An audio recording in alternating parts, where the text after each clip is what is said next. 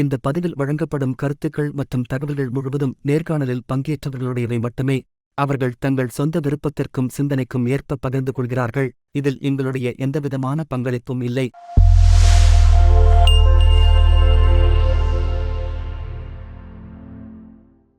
நேர்கள் அனைவருக்கும் இனிமையான வணக்கங்கள். இன்றும் எங்களுடைய நிகழ்ச்சியில் ஒரு விருந்தினரை நாங்கள் கூட்டி வந்திருக்கோம்.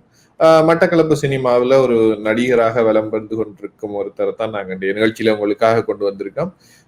அவர் பொதுவாக மட்டக்களப்புல சினிமாவில் இருக்கிறவங்களுக்கு தெரிஞ்சிருக்கும். ஒரு துடிப்புள்ள ஒரு ஆர்வமுள்ள ஒரு கலைஞன். நேரடியாக அவரை நம்ம நிகழ்ச்சிக்குள்ளே இணைச்சிடலாம். வணக்கம் கண்ணன் அண்ணா, எப்படி இருக்கிறீங்க? வணக்கம் விஷ்ணு. வணக்கம். நல்லா இருக்கு, நல்லா இருக்கு.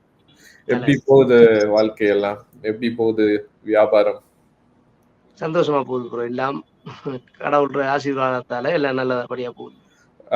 பக்திமயமாவே இருக்கிறீங்க. பார்க்கும்போது ஒரு பெரிய ஒரு பட்ட பக்திமயத்தோட இருக்கிறீங்க. பின்னுக்கு கடவுளுடைய சிலைகள் எல்லாம் இருக்குது, தூரத்துல தெரியும். உங்களுடைய வியாபார தளத்துல இருந்து பேசிட்டு இருக்கீங்கன்னு நினைக்கிறேன், சரியா? ஓம் ப்ரோ. நீங்க காலையில ஜாயின் பண்ண கூட நான் இடத்துக்கு வந்தேன், வேலைக்கு வந்துட்டேன். அதனால இந்த இடத்துலயே வச்சு உங்களோட ஜாயின் ஆகி கதைப்போம் போட்டு. இலங்கை நேரம் கிட்டத்தட்ட 5:30 மணி இருக்கும்.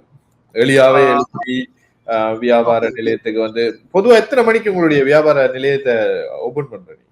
6 மணிக்கெல்லாம் ஓபன் பண்ணுவோம் ப்ரோ. 6 மணிக்கெல்லாம் ஓபன் பண்ணிடுவீங்க. அப்ப ஒரு சுறுசுறுப்பா தான் உங்களுடைய காலை வந்து ஆரம்பமாகும். ஒவ்வொரு நாளும் 6 மணிக்கு ஓபன் பண்றேன்னா 5 மணிக்கே எழும்பணும். 4 மணிக்கு எழும்பணும் ப்ரோ. 4 மணிக்கு தான் 6 மணிக்கு கிடைக்க வரலாம். ரஜினியில ஒரு படத்துல ஒரு பாட்டு வந்து சூரியனுக்கு முந்தி எழும்புகிறவன் என்னத்தையோ ஜெயிக்கிறான் அந்த மாதிரி ஒரு மோட்டிவேஷன். வேற ரஜினிகாந்த் நல்ல ஒரு மூவி, அனிமேஷன் இதா வந்து மூவிலையா என்றது. அது மாதிரி காலமே எழும்புறீங்க.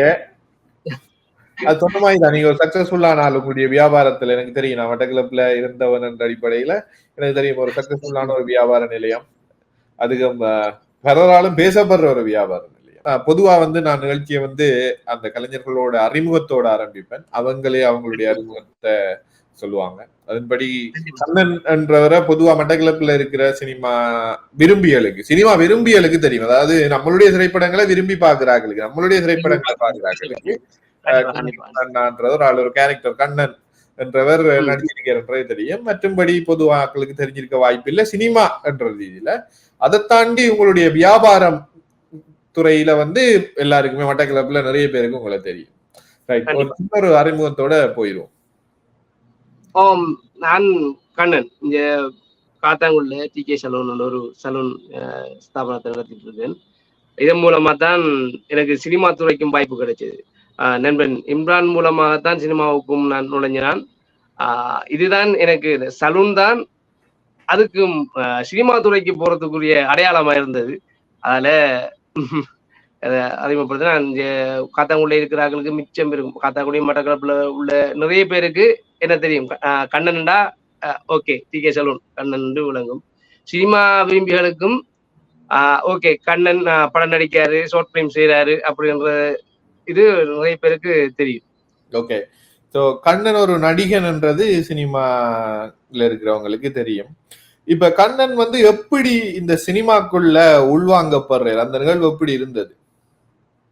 சினிமாவுக்குள்ள உள்வாங்கப்படுறது ப்ரோ, இம்ரான் என்ற நண்பன் ஒரு ஆள் இருந்தார். இம்ரான் இப்பயும் இருக்காரு. அவர் இப்ப சினிமாவில் நடிச்சிட்டு இருக்காரு.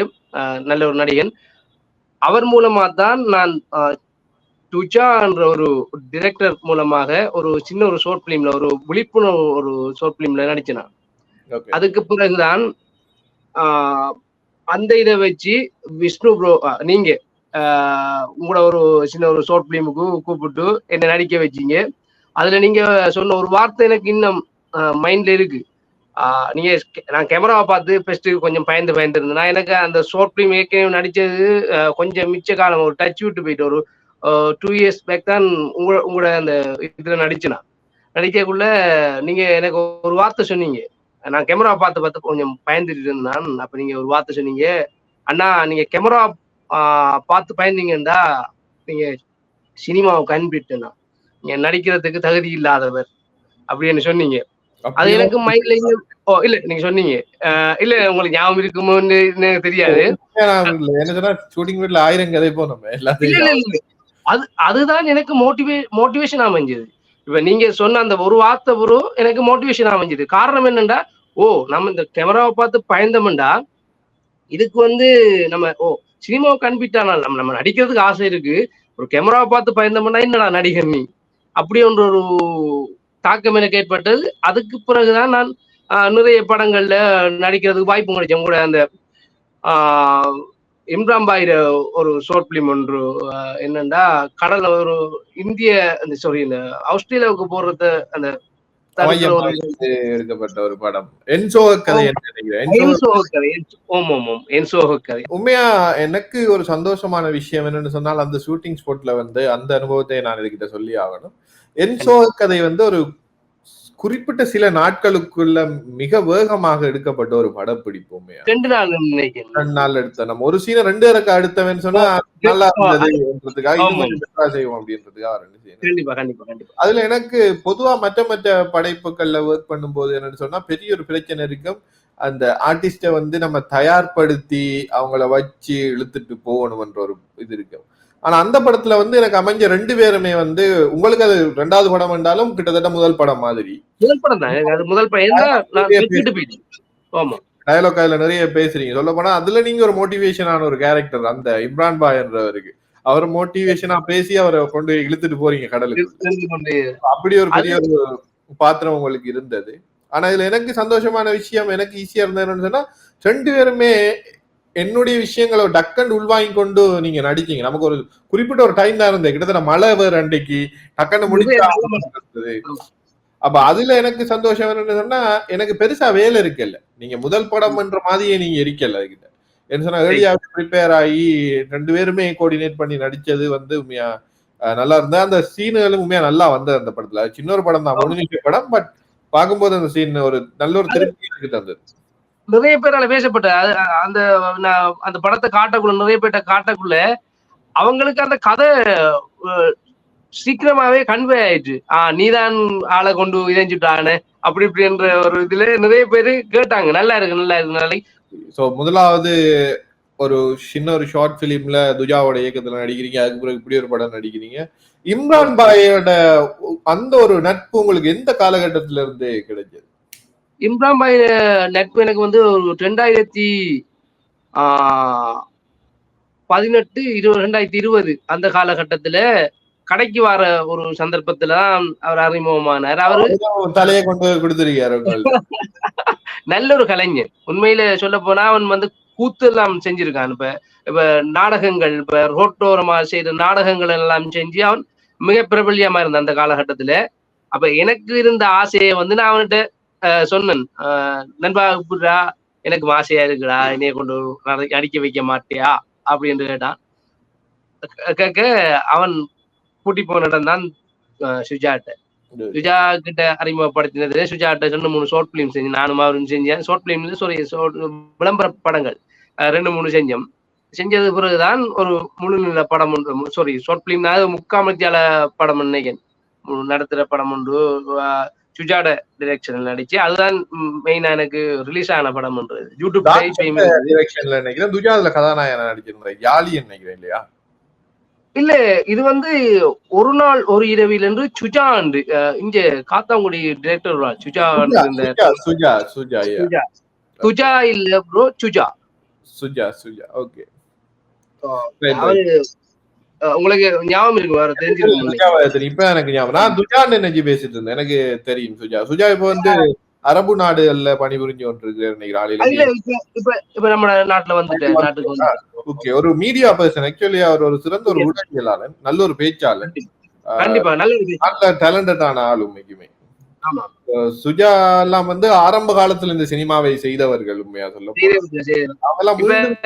வரணும்ன்றதான் என்னுடைய ஆவல்.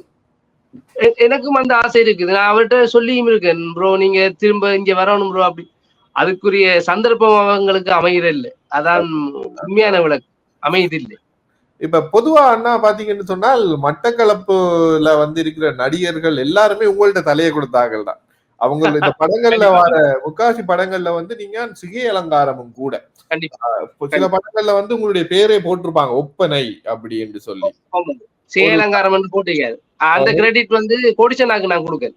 காரணம் என்னன்னா இப்ப என்னைய வந்து முதலா ஒரு சிகை அலங்கார கலைஞனா வந்து திரையில இந்த பேரை போட்டது வந்து கோடிச்சன் தான். அப்ப அவர் முக்காவாசி அன்னைக்கு மட்டக்களப்புல நடிக்கிற நிறைய ஹீரோல எல்லா ஹீரோட தலையிலையுமே வந்து நீங்க வேலை செஞ்சிருக்கீங்க. உண்மையாக்குமே அவங்களுடைய கேரக்டரை வந்து டிசைன் பண்றது உங்களுடைய ஒரு இது. உதாரணத்துக்கு சொல்ல போனா துஜாவை சின்ன பொடியன் ஆக்கணுமா, இயக்குனர் கோடி தான் கொண்டு வந்து வருவார். நான் டரியில போலீஸ்காரன் ஆக்கணுமா, நான் உங்கள்ட்ட பார்த்தா ஒரு போலீஸ் லுக் கொண்டு வேணும்னு சொன்னோடனே நீங்க ஆட்டோமேட்டிக் அதுக்கு முந்தி நம்ம டிஸ்கஸ் பண்ணுவோம். இப்படி இப்படி போட்டோஸ் இருக்கு நீங்களே சொல்லுவீங்க. போலீஸ்காரன்க்குள்ள பிறகு நம்ம சைட்ல கொஞ்சம் குறைப்போம், இது செய்வோம். சோ இந்த ஒரு ஆர்வம், இந்த ஒரு விஷயம் உங்களுக்கு எப்படி வந்தது? இந்த ஆர்வம்ன்றது ப்ரோ எங்கட பரம்பரை தான். இது வந்து எங்கட அப்பா இந்த தொழில இருக்காரு. எங்கட பரம்பரையே இந்த தொழில் தான். சாதாரணமா நான் ஒரு 15 வயசுல இந்த தொழில இப்ப 38 வயசு 15 வயசுல போட்டேன். அப்போ நான் இந்த வேலைக்கு 38 வயசா போயிட்டு இது வரைக்கும் இதுல இருக்கேன். துறையில இருக்கீங்க. நான் கேக்குறேன் என்னன்னு சொன்னால், இப்போ இந்த சினிமாக்குள்ள வந்து நம்மளுடைய இந்த ஒரு ஆற்றலும் வெளிப்படுது என்ற ஒரு மகிழ்ச்சி உங்களுக்குள்ள இருக்கா? கண்டிப்பா நிச்சயமா. என்னன்னா அதான் நான் ஸ்பெசிபிகேஷன் இத வந்து அந்த சினிமாவுக்குள்ள கொண்டு போனது கோடிஷனாக்கு நான் அந்த கிரெடிட்ட கொடுக்கேன். காரணம் என்னன்னா அவரு தான் சொன்னாரு எந்த படம் அவர இது என்னன்னா இந்த படத்துல சிகை அலங்காரம் என்ற ஒரு பாட்டும் இருக்கணும் என்ற இதுல அவர் கொண்டு இதைஞ்சார். ஆனா எனக்கு அது உண்மையாக ரொம்ப சந்தோஷமா இருந்துச்சு. காரணம் என்னன்னா இப்ப நம்ம மட்டக்களப்பு சினிமாவுல வந்து அந்த அந்த ஒரு இது இல்லாம இருந்துச்சு. இப்ப சிகை அலங்காரம் சில இதுகள் ஒப்பனைகள் போடுறது இல்லதான் போடுறது இல்லை. இப்ப குறுகிய காலத்துல அந்த கோடிச்சன் அந்த டைரக்டர் கோடிச்சனாக்கு அது ரொம்ப தேங்க்ஸ். அடுத்தது வந்து விஷ்ணு ப்ரோவும் எனக்கு வந்து ஒரு நீங்க ஒரு விளம்பர படமா இல்ல ஒரு பாட்டு எடுத்தீங்க, அதுல எனக்கு கிரெடிட் ஒன்று போட்டு இருந்தீங்க. நம்மட டெலிலோட ஒரு இந்த கடையில வந்து டை எல்லாம் பண்ணிட்டு போன இது மறந்து போயிட்டு இங்கிலீஷ் பாட்டு ஒன்று நினைக்கிறேன். அப்படியா? எனக்கு இங்கிலீஷ் பாட்டு என்னன்னா நீங்க அது ஃபுல்லா போட்டு அந்த வீடியோ எல்லாம் போட்டு நம்ம கடையில வேலை செஞ்ச மாதிரி நைட்டு நான் நினைக்கிறேன் ஒரு 1 மணி இருக்குமே நீங்க நம்ம டை பண்ணக்குள்ள அப்படியான டைம் எல்லாம் நம்ம மீட் பண்றது. ஆமா நிறைய தொந்தரவு கொடுத்திருக்கோம் நினைக்கிறேன் கால் பண்ணி. அது தொந்தரவு இல்லை, எனக்கு சந்தோஷம். ஏன்னா அப்படியான விஷயங்கள்ல எனக்கு ஈடுபாடு கூட. காரணம் என்னன்னா இப்ப நம்மட தொழில விரும்பி இந்த வேலையை நம்ம ஒரு லுக்க பார்க்க கூட ஓகே இது நான் செஞ்சதுடா என்ற ஒரு இது கூட சந்தோஷமா இருக்கு. அது ஒரு என்னன்னு சொன்னா பொதுவா வந்து நம்மளுடைய சினிமாக்கள்லயோ சரி நம்மளுடைய ஊர்ல பிரதேசத்துல வந்து சிகை அலங்காரம்ன்றதுக்கு வந்து பெருசா எடுத்துக்கொள்றது இல்லாக்கள். ஆனா இந்தியாவுல பாத்தீங்கன்னு சொன்னா அது ஒரு தனி தொழில், தனி ஒரு விஷயம். தொழில் மீன் அது சினிமாவில வந்து தவிர்க்க முடியாத ஒரு விஷயம். அவர்களுக்கு வந்து லட்சக்கணக்குல கோடிக்கணக்குல வந்து சம்பளங்கள் கொடுக்குறாங்க. சில நடிகர்களுடைய சிகை அலங்காரம் செய்யறவங்க வந்து அவங்களுக்கு தனியா அவர் தான் எல்லா படத்துக்கும் அவர் தான் செய்வார். அவங்க டிராவல் பண்ற எல்லா இடத்துக்கும் அவங்க போவாங்க. இப்படி அது ஒரு பெரிய ஒரு டிபார்ட்மெண்டாவே தனி ஒரு டிபார்ட்மெண்டாவே சினிமாவில இருந்துட்டு இருக்கு. சோ அந்த ஒரு விஷயத்த ஒரு இனிஷியலா இங்க மட்டக்களப்புல ஆரம்பிச்சிருக்கீங்க, அதுல நீங்க இருக்கிறீங்கன்றது எங்களுக்கு பெருமையான ஒரு விஷயம். அதுக்கு பிறகு உங்களுடைய சினிமா வாழ்க்கை எப்படி போனது? சினிமா வாழ்க்கை ரொம்ப நல்லா தான் போயிட்டு இருக்கு ப்ரோ. போயிட்டு இருக்கு மீன்ஸ் அதுக்கு பிறகு சின்ன சின்ன ஷார்ட் பிலிம் நடிச்சு இப்ப சமீப காலமா எனக்கு அதுக்குரிய டைம் ஒதுக்கிக்கலாம இருக்குது. உண்மையை சொல்ல போனா இந்த தொழிலை பார்க்க வேண்டிய ஒரு கட்டாயத்துல இருக்கேன். எனக்கும் சில பொருளாதார இஷ்யூ வந்ததால அப்படி போயிட்டு இருக்கு இல்ல எல்லாருமே வந்து. ஆமா முந்தி நீங்க ஒரு 4 நாள் கடையை திறந்தீங்கன்னாலே குடும்பத்தை நடத்திடலாம் ஒரு நிலை. இப்ப 24 மணி நேரம் காணாம இருக்கும். உங்களுக்கு அவ்வளவுக்கு கிடைச்சாலும் குடும்பத்தை நடத்த முடியாத ஒரு நிலை எல்லாருக்குமே இருக்கு. நம்ம நாட்டு நிலைமை அப்படி. அதனால உண்மையை சொல்ல போனா சொல்லுங்க. உண்மையை சொல்ல போனா இப்ப நம்ம மட்டக்களப்பு சினிமாவுல ஒரு ஷார்ட் பிலிம் செய்யற விதமும் குறைஞ்சிட்டு. காரணம் என்னன்னா இந்த பொருளாதார சிக்கல் தான். மெயின் காரணம். எல்லாருக்குமே வந்து என்னன்னு சொன்னா அந்த ஆர்வம் போனதுக்கான காரணம் அது முக்கியமான ஒரு விஷயம். என்று சொன்னா இதுக்கு செலவிடுற நேரத்துல அவங்க ஏதாவது செஞ்சாங்கன்னு சொன்னா உழைச்சி கொள்ளலாம், ஏதாவது ஒரு இதுல பணம் ஈட்டினா தான் குடும்பத்தை நடத்தலாம் என்ற ஒரு விஷயம். மற்றது செலவுகள் கூட முந்தி பைக் எடுத்து நம்ம சுத்தலாம், இப்ப பெட்ரோல் விலையை பார்க்கல, பைக் எடுக்கவே மனம் வராது. அடுத்த கேள்வி என்ன, உங்களை வந்து டக்குன்னு இந்த சினிமாக்குள்ள ஒரு ஒரு 2-3 படி அப்படியே ஜம்ப் பண்ணி வந்த மாதிரி வந்த படம் என்று சொன்னால் இயக்குனர் கோடீஸ்வரனோட இயக்கத்துல கலிகாலன்ல ஒரு காட்சி, ஒரு பாத்திரம் ஒன்று நடிச்சிருப்பீங்க. அதுதான் வந்து நிறைய பேர்கிட்ட வந்து பேசப்பட்ட ஒரு பாத்திரம். அது எப்படி அமைந்தது அந்த வாய்ப்பு? அந்த வாய்ப்பு கோடீஸ்வரன் மூலமா தான். இப்ப கடைக்கு வர டைம்ல அந்த கலிகாலம் படத்துல நடிச்ச எல்லாருக்கும் வந்து ஸ்ரீ அலங்காரம் நான் தான் செஞ்சது. செஞ்ச டைம்ல அப்ப கோடீஸ்வரன் கேட்டேன், எனக்கு ஒரு இதுல ஒரு பாத்திரம் இல்லையா அப்படின்னு கேட்கத்தான், எனக்கு ஒரு உங்களுக்கு ஒரு இது ஒன்று இருக்கு, அந்த கேரக்டர் நான் தாரன் அப்படின்ட்டு அந்த கேரக்டர் வந்தாரு. அதுல நிறைய விஷயங்கள் வந்து நம்ம டிரெக்டர் உங்களோட ஃப்ரெண்டு இப்ப வெளிநாட்டுல இருக்கார், பேர் வந்து சாரி இல்ல நம்மள சாரி கேசாந்தனா சாரி பேர் மறந்தது சாரி கேசாந்தனா வந்து சில விஷயங்கள் டயலாக்ஸ் அந்த அடிவண்டிட்டு கடைசியில நான் போயிருந்தேன் ஷேடிஸ்ட் இப்படி அடிச்சு போட்டானே என்ற ஒரு அந்த டயலாக்ஸ் தான் பின்னுக்கு கொடுக்கப்பட்ட. ஆமா ஆமா ஆமா ஆமா ஆமா ஆமா அந்த டயலாக்ஸால அந்த கேரக்டர் த்ரோட்டா பேசப்பட்டது. காரணம் என்னன்னா அப்படி சும்மா போயிருந்தாங்கன்னா அந்த கேரக்டர் அந்த அந்த இது ஒன்று சிரிப்பு ஒன்று இருந்திருக்காது. அந்தந்த சின்ன சின்ன விஷயங்களால பேசப்பட்டது. ரைட். அது உண்மையா சொல்ல போனா இயக்குனர்களுக்கு இருக்கிற விஷயம் சொன்னா, இயக்குனர்கள் ஸ்கிரிப்ட் எழுதியிருப்பாங்க, ஆனா அந்தந்த விஷயத்துல பாத்தீங்கன்னா சில நேரத்துல மற்ற கலைஞர்கள் மற்ற ஆர்டிஸ்ட் வந்து நமக்கு சின்ன ஒரு ஐடியா ஒன்று சொல்லுவாங்க, அதை நம்ம இது நல்லா இருக்கு எப்படி செய்யலாம் அப்படின்ற மாதிரி. சோ அது நீங்க கேசாந்தண்ணாவோட அந்த ஒரு ஐடியா வந்து அதுல ஒர்க் அவுட் ஆகி அது பேசப்பட்டது அப்படி. ஆனா அந்த ஷூட்டிங் ஷூட்டுக்கு நான் தான் அந்த படத்தோட கேமராமேன் அப்படின்னு சொல்லி நான் உங்களை பார்க்கும்போது என்னன்னு சொன்னால், பொதுவா நான் பார்க்கக்குள்ள உங்கள்ட்ட பாக்குற விஷயம் என்னன்னு சொன்னால், நீங்க செய்யற வேலையில உங்களுக்கு மற்றவங்களுக்கு திருப்தியை நீங்க கொடுத்தீங்களா, நான் சரியா செஞ்சேனான்னு சொல்லி ஒரு குறைஞ்ச ஒரு 10-15 நேரம் கேட்டுருவீங்க என்கிட்ட, ப்ரோ சரியா ப்ரோ சரியா செஞ்சனா ப்ரோ ஓமனா நீங்க சரியா செஞ்சீங்கன்னா சரியா தானே ப்ரோ அப்படின்னு. அந்த ஒரு தொழில் பக்தி, நம்ம செஞ்சிற வேலையை சரியா செய்யறோமா என்ற ஒரு விஷயம். அடுத்தது எப்படி சொல்றது, அந்த ஆனா அப்படி இங்கே வாங்கினா அங்கே போங்கண்ணா அப்படி போங்கண்ணா எவ்வளவு சொன்னாலும் ஓகே சரியா ப்ரோ இப்படி அந்த ஒரு விஷயம், அது உங்களோட எனக்கு உண்மையா உங்கள்ட்ட பிடிச்ச ஒரு விஷயம் தான். நம்ம செய்யற வேலையில நம்ம முழு இதையும் நம்ம கொடுக்கணும் அதுக்காக அப்படின்னு. அந்த ஷூட்டிங் ஸ்பாட்ல உங்களால முடிஞ்ச அளவுக்கு நீங்க உங்களுடைய இதை நீங்க கொடுப்பீங்க. சோ நடிப்பு என்ற ஒரு விஷயம் வந்துட்டு, இது நம்ம ஏர்லியா பேசிருக்கோம்னு நம்ம பரவாயில்ல இதுகிட்ட பேசுவோம். ஆக சின்ன வயசுகள்ல பாடசாலைகள்ல ஏதாவது நடிச்ச அனுபவங்கள் அப்படி ஏதாவது இருக்குதா? பாடசாலைகள்ல ப்ரோ நான் இந்த நம்ம மாணவ மன்றங்கள்ல நான் நடிக்க போயிருக்கேன். அந்த டைம்ல வந்து நம்மள இதை பார்த்து வெஸ்ட்நாட்டிய பார்த்து நம்மள வந்து பின்னுக்கு தான் நம்மள விடுவாங்களே ஒழிய நம்மள முன்னுக்கு வைக்க மாட்டாங்க. காரணம் என்னன்னா பேசுவான் பொய் பேச மாட்டான்டான்ற மாதிரி, வெள்ளையா இருக்கிறவன் தான் நடிப்பான், வெள்ளையா இருக்கிறவன் தான் சினிமாக்கு சரி, வெள்ளையா இருக்கிறவன் தான் இதுக்கு சரி என்று அந்த காலத்திலேயே வச்சுட்டான். அந்த காலத்திலேயே வச்சுட்டாங்க. அது நம்ம தோற்றத்தை பார்த்து நம்ம நடிக்கமா இல்லையான்றது அவங்களோட இது இல்ல, தோற்றம் இப்படி இருக்கு, இந்த தோற்றத்தை பார்த்து என்ன பின்னுக்கு போட்டு விடுவாங்க. அப்படியான இதுகள்ல நான் உண்மையிலேயே நான் யோசிச்சது உண்டு, நம்ம கடவுள் படைச்சதுதானடா, நம்மளாடா இந்த உடம்படுத்து டிசைன் பண்ணி எடுத்துட்டு வந்தேன். அந்த டைம்ல நான் யோசிச்சது உண்டு, கடவுள் தானே நம்மளை படைச்சான்னு இப்படி நம்மளா இப்படி வந்தோம் அப்படின்றது யோசிச்சது உண்டு. அதுக்கு பிறகு எனக்கு நடிக்கிறதுக்குரிய விருப்பம் வரல. காரணம் என்னன்னா நம்மளோட பேக் சைட்ல போட்டோன்னே நம்ம நடிக்கிற அந்த திறமையும் மழுங்கடிக்கப்படுற மாதிரி ஒரு ஃபீல் வந்துட்டு, ஒரு தடவை அடக்குற மாதிரி ஒரு ஃபீல் வந்துட்டு, அதுக்கப்புறம் நான் மாணவ மன்றங்களுக்கு போறல. அப்படி கூப்பிட்டாலும் சாரி நீங்க செய்யுங்க நான் வரல, அப்படி இல்லாட்டி ஸ்கூலுக்கு போக மாட்டேன், அன்றைக்கு போக மாட்டேன், அந்த மனத்தாக்கம்.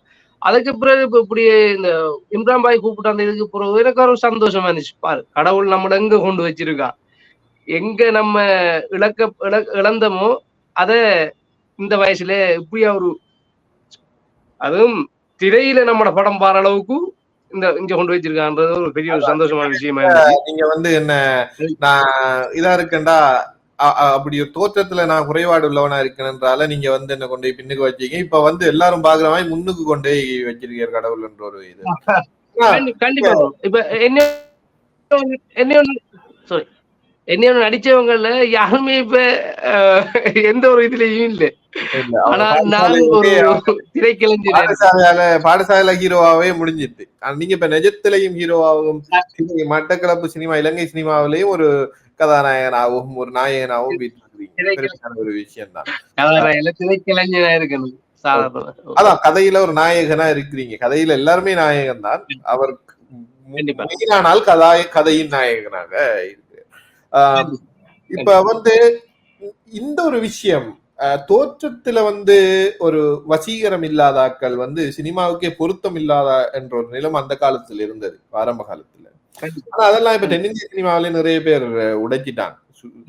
எக்ஸாம்பிள் மூவிபாபு சொல்லலாம், சொல்ல போனா விஜய் சேதுபதி எல்லாமே தனுஷ் ஒரு எலும்பு ஒரு என்ன சொல்ற மெல்லிய தோற்றமுடைய ஒரு ஆள் பார்த்தா நம்ம எல்லாம் சாதாரணமா எலும்பண்டா இவன் என்ற மாதிரி ஒரு தோற்றம் உள்ள ஒரு கதாநாயகனா இன்னைக்கு சினிமாவில அசைக்க முடியாத ஒரு கதாநாயகன் இருக்கிற நடிகர்கள். இந்த ஒரு விஷயம் நீங்க மட்டக்களப்பு சினிமாக்குள்ள நீங்க ஃபீல் பண்ணிருக்கீங்களா? மட்டக்களப்பு சினிமாவுல எப்படி நம்மள உதாசீனப்படுத்துற மாதிரி ஏதாவது சம்பவங்கள் உங்களுக்கு நடந்திருக்கா? இல்ல உதாசீனப்படுத்தல ப்ரோ. இங்க சில கேரக்டர்ஸ் இந்த கேரக்டர்ஸ் இவர் செஞ்சா அது ரீச் ஆகும். ஒரு வெள்ளையா இருக்கிறவன் ஒரு வில்லன் கேரக்டரோ இல்ல ஒரு கற்பழிக்கிற கேரக்டரோ ஒரு பெண்ண இதே கேரக்டரோ ஒரு வெள்ளையா இருக்கிறவன் செஞ்சா நம்ப மாட்டாலும் ஒரு கருப்பா இருக்கிற தோற்றத்தில் உள்ளவன் செஞ்சாண்டா சரியா இருக்கும்ன்றது உண்மையில இங்க பிள்ளையான கருத்து. அவனுக்கும் ஒரே இதுதானே தோல் தான், தோல்ற நிறம் தான் வேறு. இதுதான் ஆற்றலும் அந்த விஷயங்களும் ஒன்றுதான், இயல்புகளும் சிந்தனைகளும் கிட்டத்தட்ட ஒன்றுதான் என்ற மாதிரி. கண்டிப்பா எனக்கு அது சில விஷயங்கள் எனக்கு உடன்பாடு இல்லை.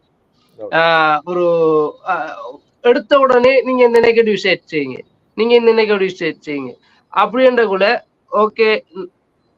ஓகே நமக்கு சான்ஸ் வருதுன்றது போய் நான் நடிக்கும். இப்ப நான் 2-3 படங்கள் நான் தவிர்த்தது காரணம் என்னன்னா நெகட்டிவ் ஸ்டேட் தான் கூடுதலா செய்ய சொல்றாங்க. அதான் ஒரு படம் நீங்க நெகட்டிவ் ரோல் நடிக்கிறீங்க, அதுல நல்லா நடிச்சிருக்கீங்கன்னு சொன்னா தொடர்ந்து உங்களுக்கு நெகட்டிவ் ரோல் தான். கண்டிப்பா அது எனக்கு இப்ப நீங்க கூடுதலா பாத்தீங்கன்னா எனக்கு கிட்டத்தட்ட மித்திரன் வார மலர்ல கூட நெகட்டிவ் ஸ்டேட் நடிச்சு பிரபலியமான டி கே கண்ணன் தான் எடுத்து இதே போட்டிருந்தாங்க, தலையங்கமே போட்டிருந்தாங்க. அப்ப எந்த அளவுக்கு நான் நெகட்டிவ் ஸ்டேட்ல போயிட்டு இருக்கேன்னு பாருங்களேன். இப்ப எனக்கு அது ஒரு பிரச்சனை, நெகட்டிவ் ஸ்டேட் செஞ்சோம்டா சந்தோஷம் தான். ஒரு என்ன சொல்றது, ஒரு நெகட்டிவ் ரோல்ன்றதை தாண்டி எல்லா ஒரு பாத்திரம் உங்களால் நடிக்கலும்.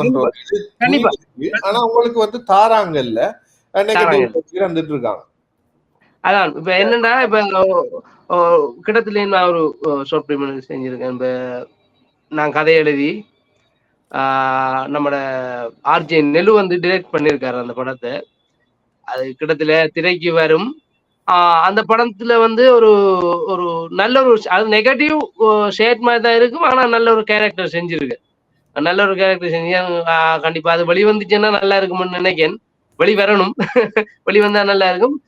சில கேரக்டர்ஸ் எனக்கு நெகட்டிவ் ஷேட் ஆகும். நீங்க பாத்தீங்கன்னா நான் முதல் படத்துல மட்டும்தான் கூட அந்த இதுல மட்டும்தான் நான் ஒரு நல்ல ஒரு கேரக்டர் நல்ல ஜாலி படத்துலயும் ஒரு அப்பா கேரக்டர் செஞ்சிருக்கேன். முதல் படத்துல சொல்ல போனா நெகட்டிவ் கேரக்டர் தான். அவரை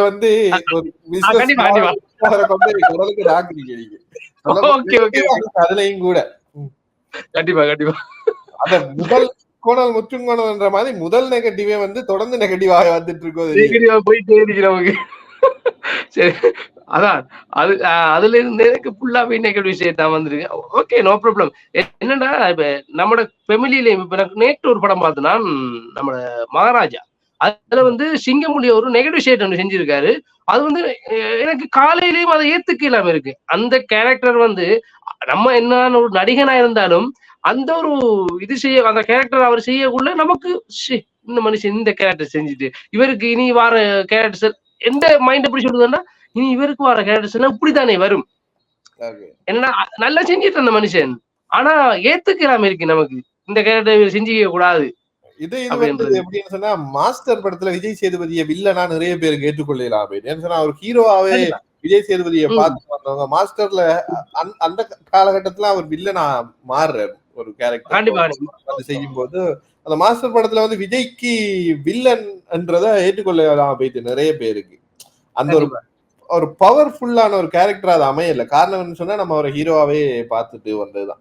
இப்ப உங்களுக்கு தான் உங்களை நெகட்டிவ் ரோலாவே பார்த்து வந்துட்டு இப்ப நீங்க ஒரு நெகட்டிவ் இல்லாம கதைக்கு சார்பான ஒருத்தரா நீங்க மாறும்போது அவங்களுக்கு ஏற்றுக்கொள்ற கொஞ்சம் சிக்கலா தான் இருக்கு வந்து நினைக்கிறேன். கண்டிப்பா கண்டிப்பா அது சிக்கலா தான் இருக்கும். என்னன்னா எனக்கு ஆசை ஒரு ஜோக் கேரக்டர் ஒரு காமெடி கேரக்டர் செய்யணும்னு ஆசையா இருக்குது. சில கேரக்டர்ஸ் இப்ப ஒரு சூரியன் நடிச்சிருக்கார் ஒரு எமோஷனல் கேரக்டர் கண்டிப்பா செய்யணும். வந்த படம் கருடன் இல்லையா? வந்த படத்துல வந்து உண்மையில பெஸ்டா செஞ்சிருக்கு சூரி. அந்த அப்படியான ஒரு கேரக்டர்ஸ் நமக்கு அடிபடி எல்லாம் ஒரு ஒரு எமோஷனல் கேரக்டர்ஸ் எல்லாம் செய்யறதுக்கு சரியான ஆசை எனக்கு. அப்படியான கேரக்டர்ஸ் வரும்னா கண்டிப்பா செய்வேன் நான். விஷயம் என்று சொன்னால் அப்படியான கதை அம்சங்களையும் அப்படியான விஷயங்களையும் தாரத்துக்கான இயக்குனர்கள் மட்டக்களப்பில் இப்ப இல்ல.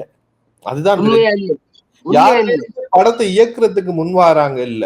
சொல்லப்போனா நிறைய இயக்குனர்கள் இருக்கிறாங்க மட்டக்களப்புல இப்பயும் கூட இருக்கிறாங்க. சில பேர் வந்து வெளிநாட்டுகளுக்கு வந்துட்டாங்க, அது ஒரு பக்கம் கேட்டும். ஆனா இன்னும் நிறைய பேர் இருக்கிறாங்க சினிமாக்காக நாங்க வாழணும் சினிமாக்காக உழைக்கணும் என்று சொல்லி நிறைய படங்கள்ல உதவி இயக்குனர்களா போயிட்டு இருந்தவர்கள் கூட ஒரு படத்தை இயக்குறதுக்கு ஒரு துணிவில்லாத நிலையில இருக்கிறாங்க. அது உண்மையா ஒரு வெட்கப்படக்கூடிய ஒரு நிலைமை நம்மளுடைய மட்டக்களப்பு சினிமாவில். ஏன்னு சொன்னால் ஒரு சின்ன ஒரு படத்தை எடுக்கிறதுக்கு கூட ஒரு துணிவு இல்லாத நிலைமையில இப்ப இருக்காங்க.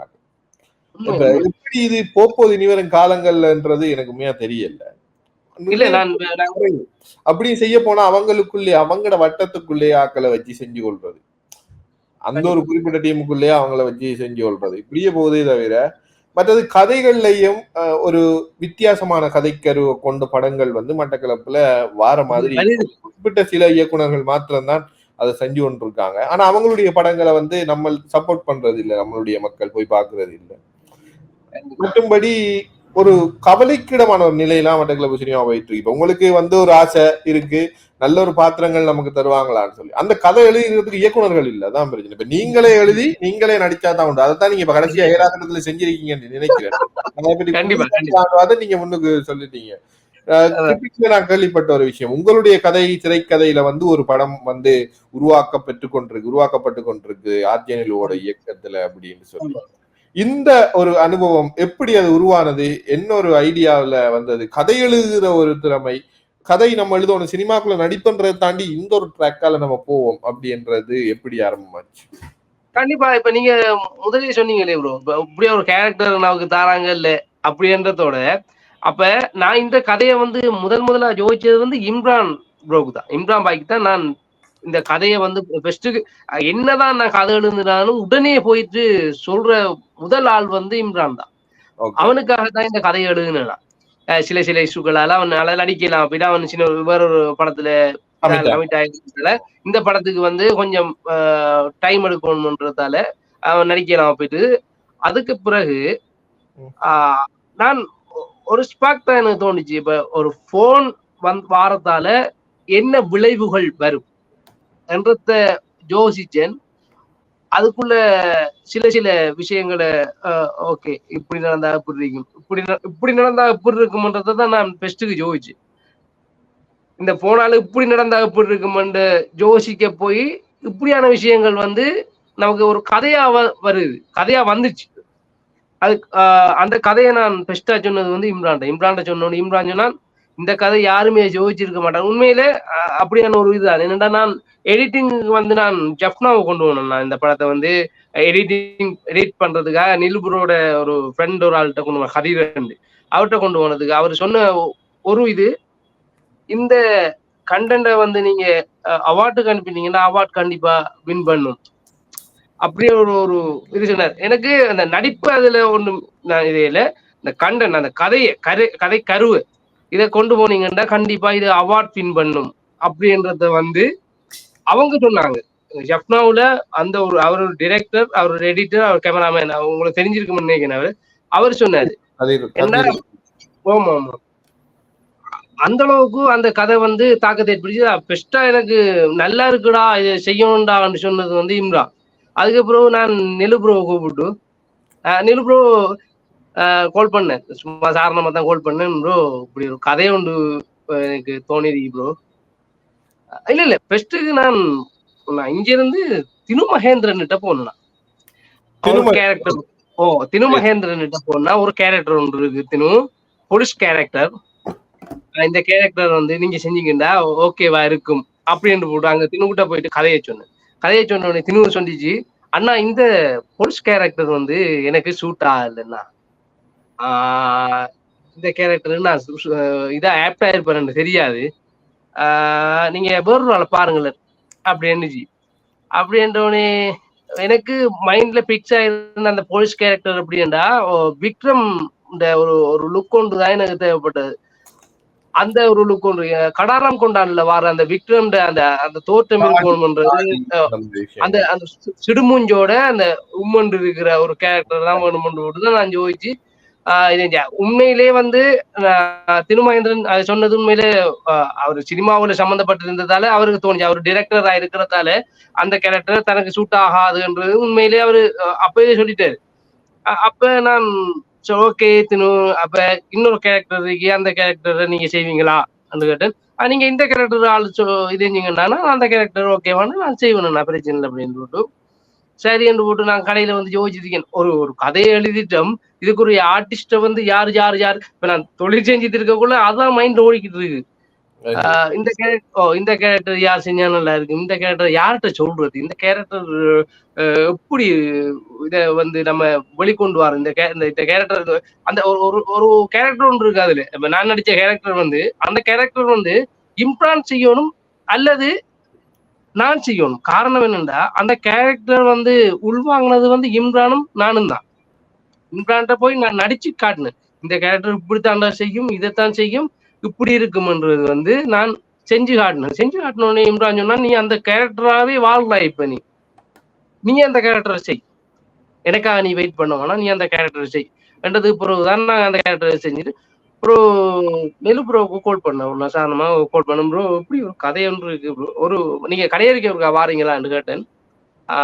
ஓகே நான் வாரம் இந்த காத்தவங்கள நிக்கேன் அப்படின்னு வந்துச்சு. வந்துட்டு நான் கதையை சொன்னேன், இதுதான் ப்ரோ லைன் ஒன்று, லைனை சொன்னேன், இதான் லைன் ப்ரோ அப்படின்னோடனே கதையை சொல்லுங்கண்ணா அப்படின்னு. லைனை சொன்னோடனே கதையை சொல்லுங்கண்ணா ஆண்டிச்சு. அப்போ நான் கதையை ஒரு 20 நிமிஷம் மட்டும் கதையை சொன்னேன். தான் ப்ரோ இது இப்படி இப்படி இப்படி வரும் இப்படி வரும் அப்படின்னு சொன்னோன்னே, ஆனா நீங்கள் கதை யோசிச்சிக்கிங்கண்ணா அப்படி அதுக்கு ஒரு ஆச்சரியம் வந்துச்சு. நல்லா இருக்குண்ணா அந்த கதை யோசிச்சிருக்கீங்கண்ணே, ஓகேண்ணா செய்வோம்ண்ணா, எப்ப செய்வோம் நீடுச்சு. அதான் நெலு ப்ரோவில் உள்ள எனக்கு ஒரு சந்தோஷமான விஷயம். உண்மையில எப்ப செய்வோம்னு கேட்டுச்சு.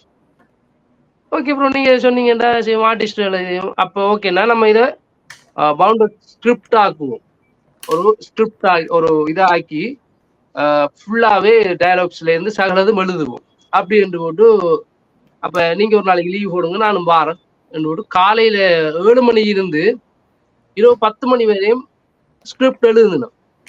நான் டிஸ்கஸ் பண்ணி இம்ரான் பாயும் அந்த இடைக்கில வந்து சப்போர்ட் பண்ணி தருவாரு. டிஸ்கஸ் பண்ணி எழுதி முடிச்சிட்டு ஒரு 1 வீக்கால சொல்லிச்சு ஷூட் போவோம்ண்ணா. நெலு ப்ரோ சொல்லுது ஷூட் போவோம்ண்ணா, இதை விட்டோம்னா ப்ரோ செய்ய மாட்டோம், ஷூட் போவோம். அவர்தான் ஒரு இதால நான் இந்த படத்தை அப்ப நீங்க டிரெக்ட் பண்ணுங்கண்ணா அப்படி இருந்துச்சு. நான் சொன்னேன் நான் டிரெக்ட் பண்ணல ப்ரோ, காரணம் என்னன்னா எனக்கு அனுபவம் இல்லை, ஒரு அசிஸ்டன்ட் டிரெக்டரா கூட இல்லைண்ணா, எனக்கு படிக்க வேண்டியது நிறைய இருக்கு.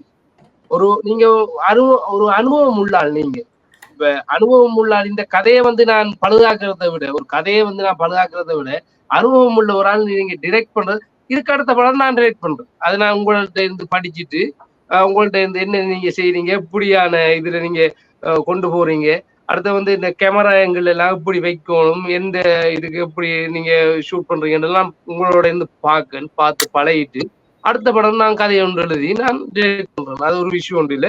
நீங்க பெஸ்ட்டுக்கு இந்த படத்தை டைரக்ட் பண்ணுங்க அப்படின்னு இல்லைண்ணா, நீங்க டைரக்ட் பண்ணுங்கண்ணா, என்ன நீங்க கதை எழுதிங்க, நீங்க டைரக்ட் பண்ணுங்க அப்படின்னு சில சில விஷயங்கள்லாம் இடையில இதே வேற ஆக்கல்ற இதால நான் சொல்ல விரும்பல. சில சில எனக்கு இடையூறுகளும் வந்துச்சு. அதுதான் அப்படி என்று இருந்தேன். என்னன்னு சொன்னால், நீங்க இப்போ ஒரு நடிகரா இருக்கிறீங்க ஒரு துறையில, அந்த ஒரு விஷயத்துல இயக்குனர் ஆக போறேன், நான் ஒரு படம் செய்ய போறேன் என்று சொல்லும் போது அத யாரோ நிறைய பேர் நீங்க இந்த விஷயங்களை சொல்லியிருப்பீங்க. சொல்லும் போது அதை இன்முகத்தோட வரவேற்றாங்களா, இல்லாட்டி உனக்கு என்னதுக்கு இது தேவையில்லாத வேலை, நீ ஏன் அப்படி செய்யறா, உண்மையா நேரடியா சொல்ல முடியாது, மறைமுகமாக இந்த மாதிரி விஷயங்கள் உங்களுக்கு புலம்பட்டிருக்கலாம், பல்லாமலும் இருந்திருக்கலாம். ஏன்னு சொன்னா நம்ம இந்த உலகத்துல அப்படிதான், நம்ம ஒரு புது முயற்சி ஒன்று செய்ய போறோம்னு சொன்னா முதலாவது நமக்கு வர்றது வாழ்த்துக்களா இருக்காது எப்பயுமே. முதலாவது கேள்வி ஏன் செய்ய போறா, உனக்கு எனக்கு தேவையில்லாத வேலை, உனக்கு அந்த அளவுக்கு வந்துட்டா, இல்லாட்டி உனக்கு நீ அவ்வளவு பெரிய ஆளாயிட்டியா என்ற மாதிரி தான் ஃபர்ஸ்டுக்கு வரும். இது எல்லா துறையிலையும் இருக்கு. சினிமா துறை என்பதை தாண்டி இவன் நம்ம ஒரு வியாபாரத்தை செய்ய போறோமா, என்ன விஷயம் ஒரு முன்னெடுப்பு நம்ம செய்ய போறோம்னு சொன்னா முதலாவது இதுகள் தான் வரும்.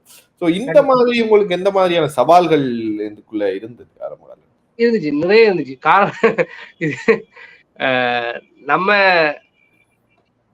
ஒரு ஆள்கிட்ட போயிட்டு இந்த கதையை சொன்னோடனே உன்னுக்கும் நல்லா இருக்கு நல்லா இருக்கு நல்லா இருக்கு நல்லா இருக்குன்னு பின்னுக்கு போயிட்டு நிறைய விஷயங்கள் பேசியிருக்காங்க. இப்ப என் காது பட பேசல, இன்னொரு ஆள் சொல்லி நான் கேள்விப்பட்டதுதான். இப்ப இதுல எத்தனை விதம் உண்மை இருக்கு எத்தனை விதம் பொய் இருக்குன்ற எனக்கு உண்மையில தெரியாது. காரணம் என்னன்னா, இப்ப நான் இப்ப ஒரு சமூக வலைத்தளத்துல ஒரு பேட்டி கொடுக்கக்குள்ள இப்ப இன்னார் இப்படி செஞ்சாருன்னு எனக்கு குறிப்பிடையில. காரணம் என்னன்னா, நான் எந்த காதால அதை கேட்கல, இன்னொரு ஆள் சொல்லி நான் கேட்டதுதான். இவனுக்கு ஏன் தேவையில்லாத வேலை, இவனா டிரெக்ட் பண்ண போறான், இவனுக்கு என்ன தெரியும் சினிமாவை பத்தி அப்படின்னு நிறைய பேர் காய்ச்சிருக்காங்க. அந்த ஒரு விரக்தியில வந்து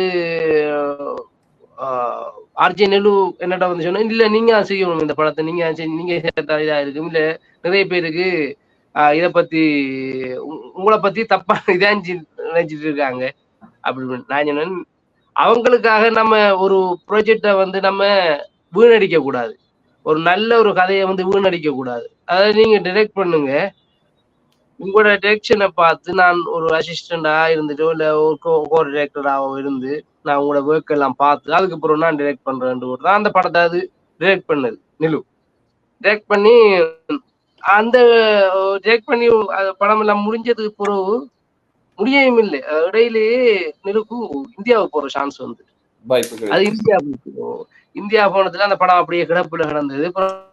அதுக்கு பிறகு இந்தியா போயிட்டு 6 மந்தால திருப்பி வந்து திருப்பி ஒரு ஷூட் ஒன்று பண்ணோம். அதுக்கு பிறகு திருப்பி இந்தியா போயிட்டு அதை எடுத்துட்டு எடிட்டிங் போக அந்த பெச் ஷூட் எல்லாம் பண்ண கிடந்தது. திருப்பி வந்து இந்த இப்போ கிட்டத்துல வந்து அந்த டைம்ல அந்த பெச் ஒர்க் எல்லாம் முடிச்சுட்டு திருப்பி ரீஎடிட் பண்ணி இப்ப இந்தியாவுக்கு படத்தை கொண்டு போயிட்டு இப்ப அந்த படம் வந்து வரணும் கண்டிப்பா. எனக்கு அதுவும் பிஸியா இருக்குது, நம்ம அதுகளையும் தப்பு சொல்ல இல்லாது. ஏன்னா அது பொருளாதாரம் தான், உண்மையில சொல்ல போனா அப்புறம் பொருளாதார சிக்கல் தான். இது வந்து இந்த படத்தை வந்து எடுக்க காரணம் வந்து நிலுபுரோட சொந்த பணம் ஒரு 2 லட்சம் ரூபாய் காசு இதுல போட்டு இருக்கு. இப்ப யார்கிட்டையும் இது இல்லை, அதுல சொந்த பணம் 2 லட்சம் ரூபாய். அதுக்கு இப்ப தேவையில்லை இந்த 2 லட்சம் ரூபாய் காசு நம்ம இதுல போடுறோமே இது வரும் என்றதெல்லாம். அதுக்கு உண்மையிலே அந்த கதை நல்லா இருந்தபடியேதான் அந்த காசை போட்டிருக்கு. அதுல அந்த 2 லட்சம் ரூபாய் காசு வந்து நானும் அதுல காசு போடல. காரணம் எந்த பொருளாதார இது இஷ்யூவாலையும் எனக்கு போட கிடைக்கல. அப்ப அது சொல்லிச்சு நான் போடுறேன்னா நான் இந்த படத்தை நம்ம விற்போம், இது நல்ல கதை நல்ல கண்டென்ட் வந்து அதுல நடிச்ச ஆர்டிஸ்டும் வந்து எல்லாரும் சின்ன பிள்ளை ஒண்ணு நடிச்சிருக்கு அந்த படத்துல, உண்மையில பெஸ்ட் அப்படி நடிச்சிருந்தேன் அந்த பிள்ளை. சின்ன ஒரு இதுதான் நல்லா நடிச்சிருந்துச்சு. மத்த கேரக்டர்ஸ் எல்லாம் ஓகே. தினுமகேந்திரன் நடிச்சிருக்காங்க. என்னன்னா இப்ப பொதுவா ஒருத்தனுடைய செயலை நம்ம நிப்பாட்டணும் என்று சொன்னால் அவருடைய சிந்தனையை குழப்பினா சரி. உதாரணத்துக்கு நீங்க வீடு கட்டுறீங்க என்று சொன்னா அந்த வீடை இடிக்கி உடைக்க தேவையில்ல, நீங்க கட்டணும் என்று நினைக்கிற அந்த சிந்தனையை அடிக்கி உடைச்சு விட்டா சரி, அந்த வீடு அப்படியே நின்றும். பொதுவா அந்த ஒரு படைப்புகள் வந்து படைக்கப்படும் போது அவங்க அந்த படைப்பை படைக்கணுமா என்ற அந்த சிந்தனையை உடைக்கிற முயற்சிகள் தான் நிறைய இருக்கு.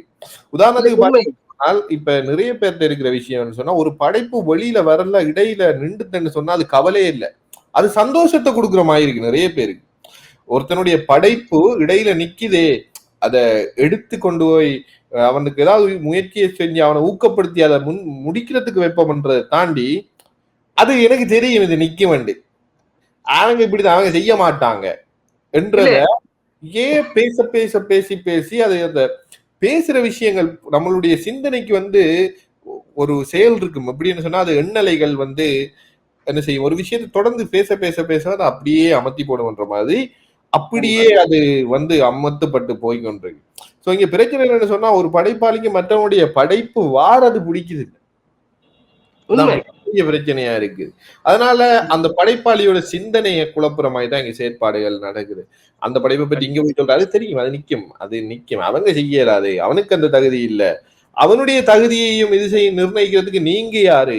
அண்மையில நான் ஒரு ஃபேஸ்புக்ல ஒரு விஷயம் பார்த்தேன், ஒரு மீம் ஒன்று, பிரகாஷ் ராஜ் அன்னியன் மீம் டெம்ப்ளேட்ல நம்மளை பற்றி அவதூறா பேசுறவங்களுடைய வாழ்க்கையை நம்ம கிண்டி பார்க்கும் போது என்று சொல்லி போட்டிருந்தாங்க. அது அதை விட இதா இருக்கும்னு சொல்லி, ஒருத்தனை நம்ம நியாயம் தீர்க்கிறோம், ஆனா நம்ம இதுல தகுதி உள்ளவர்களா இருக்கிறோமான்றதை முதல்ல நம்ம பார்க்கணும். நம்ம அதுல ஒரு பூரணத்துவத்தை பெற்றுட்டு நீ டிரெக்ட் பண்ணாத, நான் ஒரு இயக்குனர் ஒரு சாதனை படைச்சு ஒரு ஆஸ்கார் ரீதியா ஒரு ஆஸ்கார் அவார்டு ஒரு அகாடமிக் அவார்டு எடுத்த பிறகு வேணும் என்று சொன்னா கதைக்கலாம். அப்பையும் கூட கதைக்கிறதுக்கு நியாயம் இல்லை. என்ன சொன்னா, ஒவ்வொருத்தரும் ஒவ்வொரு மாதிரி, அவங்களுக்கு தனிப்பட்ட திறமை இருக்கு, தனிப்பட்ட வழியில அவங்க போய்கொண்டு இருக்காங்க. நம்ம எப்படி இன்னொருத்தரை நீ கதை எழுதி நீ இயக்க கூடாதுன்னு சொல்ல முடியும்? சொல்ல முடியாது இல்லையா? நீ இதை செய்யாதன்ற எப்படி சொல்ல முடியும்? அது அவருடைய திறமை, அவனுடைய ஆர்வம், அதை செய்யலாம். ஆனா நம்மளுடைய சினிமாவில் பாத்தீங்கன்னு சொன்னா, ஏன் நம்ம இப்படி இருக்கோம்னு சொன்னா முதலாவது காரணமே இதுதான், ஒருத்தனுக்கு இன்னொருத்தன் படைப்பு வாரது விருப்பம் இல்லை. கண்டிப்பா அது நிக்குதா, அது அவனுக்கு சந்தோஷம், அது நம்மளால முடிஞ்ச அளவுக்கு அவனை புஷ் பண்ணிட்டு இதை செய்யறா, ஏன் விட்டனி என்ன பிரச்சனை உனக்கு என்றது செய்வோம்ன்றது யாருமே இங்க பாக்குறது இல்லை. இது எனக்கு தெரிஞ்சு நீங்க இது நிறைய அனுபவப்பட்டிருப்பீங்க, நிறைய இந்த பிரச்சனைகள் அனுபவப்பட்டிருப்பீங்க. நீங்க கதை எடுத்து போகும்போதே நிறைய பேர் ரிசீவ் பண்ண மாட்டாங்கன்னு சொல்லி இப்ப சொன்னீங்க, கதையை முன்னுக்கு கேட்கிறாங்க, அதுக்கு பிறகு பின்னுக்கு வேற மாதிரி சொல்றாங்க அப்படின்னு சொல்லி. எனக்கிட்ட ஒருத்தர் கதையோட சொன்னா நான் கதை கேட்கறதே இல்லை. நான் சொல்ற விஷயம், நான் படத்தை தியேட்டர்ல பாக்குறேன், அப்ப எனக்கு கதை முழு ஃபீல் எனக்கு கிடைக்கும். அதை நீங்க அண்மையில எனக்கு ஒரு குழு என்ன அப்ரோச் பண்ணிச்சு ஒரு கதையோட, நல்ல ஒரு கதை, ஆனால் என்னால் அதை ஒரு தயாரிக்க இல்லாத ஒரு நிர்பந்தம் ஏன்னு சொன்னா, நான் எதிர்பார்க்கிற மாதிரியான விஷயங்கள் இல்லை. அவங்கள்ட்ட அதை நான் நேரடியாக சொல்லிட்டேன், இது உண்மையா எனக்கு பொருத்தம் இல்லாத கதை அப்படின்னு சொல்லி. அத அந்த இடத்துலதான் நம்மளோட நிறைய இதே விஷயம் எனக்கு நடந்திருக்கு. நான் ஒரு படம் பண்ண போறேன், ஒரு படைப்பு பண்ண போறேன்னு சொல்லும் போது முன்னுக்கு அதை நல்லா செய்யுங்க அப்படி என்ற மாதிரியும், அதே இது அந்த தயாரிப்பாளர்கிட்ட போயிட்டு உங்களுக்கு ஏன் தேவையில்லாத வேலை, இதுக்குள்ள என்ன விளத்த போடுறீங்க, இதெல்லாம் தேவையில்லாத வேலையா என்ற மாதிரியும் இந்த மாதிரியான விஷயங்கள் நமக்கு தெரிய வரும்போது என்ன நடக்கும் சொன்னால், நம்மளுடைய சிந்தனை அது குழப்பம். கண்டிப்பா மனமுறை அதான் நம்ம ஒரு போக்கஸா இருப்போம், அதே நேரத்தில் நம்மளும் போராடுவோம் கிட்டத்தட்ட, இல்ல அவங்க கதையெல்லாம் கூடாது, நம்ம வேலை செய்யணும் அந்த ஒரு ஸ்ட்ரெஸ்ஸை அது கொடுக்கும். அதுதான் மிகப்பெரிய பிரச்சனை. எண்ணங்கள் நல்லா இருந்தா செயல்களும் நல்லா இருக்கும் அப்படின்னு சொல்லுவாங்க. ஊக்கப்படுத்துற விதம் உண்மையில நீங்க சொல்ற மாதிரி குறையத்தான் மட்டக்களப்பு சினிமாவுல. இப்ப எஃப்னாவுல பாருங்க, எவ்வளவு புது புது விஷயங்கள், எவ்வளவு புது புது படங்கள், எவ்வளவு புது புது டேலண்டட் உருவாகுறாங்க. இங்க உருவாக வைக்கிற காரணம் இதுதான், முதல் காரணம் இதுதான். இருக்குதா இல்லன்றதுக்கு இல்ல, ஆனா இருக்கு ஒப்பிட்ட அளவுல நம்மளுடைய சினிமாக்கள்ல அது கடுமையாவே இருக்குது. ஒரு இயக்குனர் ஆகிறது சொல்ல போனா இதுல நிறைய விஷயங்கள் எனக்கு ஞாபகம் வருதுன்னு சொன்னால், ஒருத்தன் ஒரு கற்றுக்கொள்ள நினைக்கிறதே கேவலமா பாக்குற ஒரு இடம் மட்டக்களப்பு சினிமா. உதாரணத்துக்கு நீ அசிஸ்டன்ட் டைரக்டரா போற, அவங்க பெரிய ஆக்கல, உனக்கு படிக்கிறதுக்கு என்ன இருக்கு சினிமா, என்ன சினிமா சிம்பிளா போயிட்டு எல்லாருக்குமே. அவன் கற்றுக்கொள்ள போறான், உனக்கு என்னது கற்றுக்கொள்ள போற, உனக்கு என்ன நீ எடுத்து செய்ய வேண்டியது. அவன் கற்றுக்கொள்ள நினைக்கிறத நம்ம என்கரேஜ் பண்ணுவோம் இல்ல, அதை இது செய்யறதுதான் மிகப்பெரிய ஒரு பிரச்சனையா இருக்குது. ஒருத்தரை ஏத்தி ஏத்தி ஏத்தி ஏத்தியே அவனை அமர்த்தி விட்டுருவாங்க. ஒருத்தனை பெருசா கதைச்சு போட்டு அவனை ஃபுல்லா பள்ளத்துக்குள்ள தள்ளுறதுதான் அவங்களோட நோக்கம். ஆனா இவங்களுக்கு தெரியாது, இவங்க பெருசா நினைச்சிட்டு காய்ச்சிட்டு இருக்காங்க. இதுல என்ன பிரச்சனைனா மிகப்பெரிய பிரச்சனை அவங்களுக்குத்தான் விசுவாசிகள் உண்டு என்று அவங்க நினைக்கிறது மிகப்பெரிய தப்பு. ஏன்னா உங்களுக்கு விசுவாசி இருப்பான் ஏன்னு சொன்னா உங்களோட இப்ப நீங்க உங்களுக்கு சொன்னீங்க இன்னொரு 2-3 பேர் வந்து என்கிட்ட சொன்னாங்க அப்படி என்று சொல்லி உங்களுக்கு வந்து சொன்னாங்கன்றது ஏன்னா அவங்க நிக்கிறது இல்லையா? இப்ப நம்ம சொல்ற மாதிரி அவனும் போய் சொல்ல மாட்டானான்றது அது நிக்கிறாங்களா? அதான் மிகப்பெரிய பிரச்சனை. அவங்களுக்கு மட்டும்தான் விசுவாசிகள் இருக்காங்கன்ற ஒரு நினைப்பு.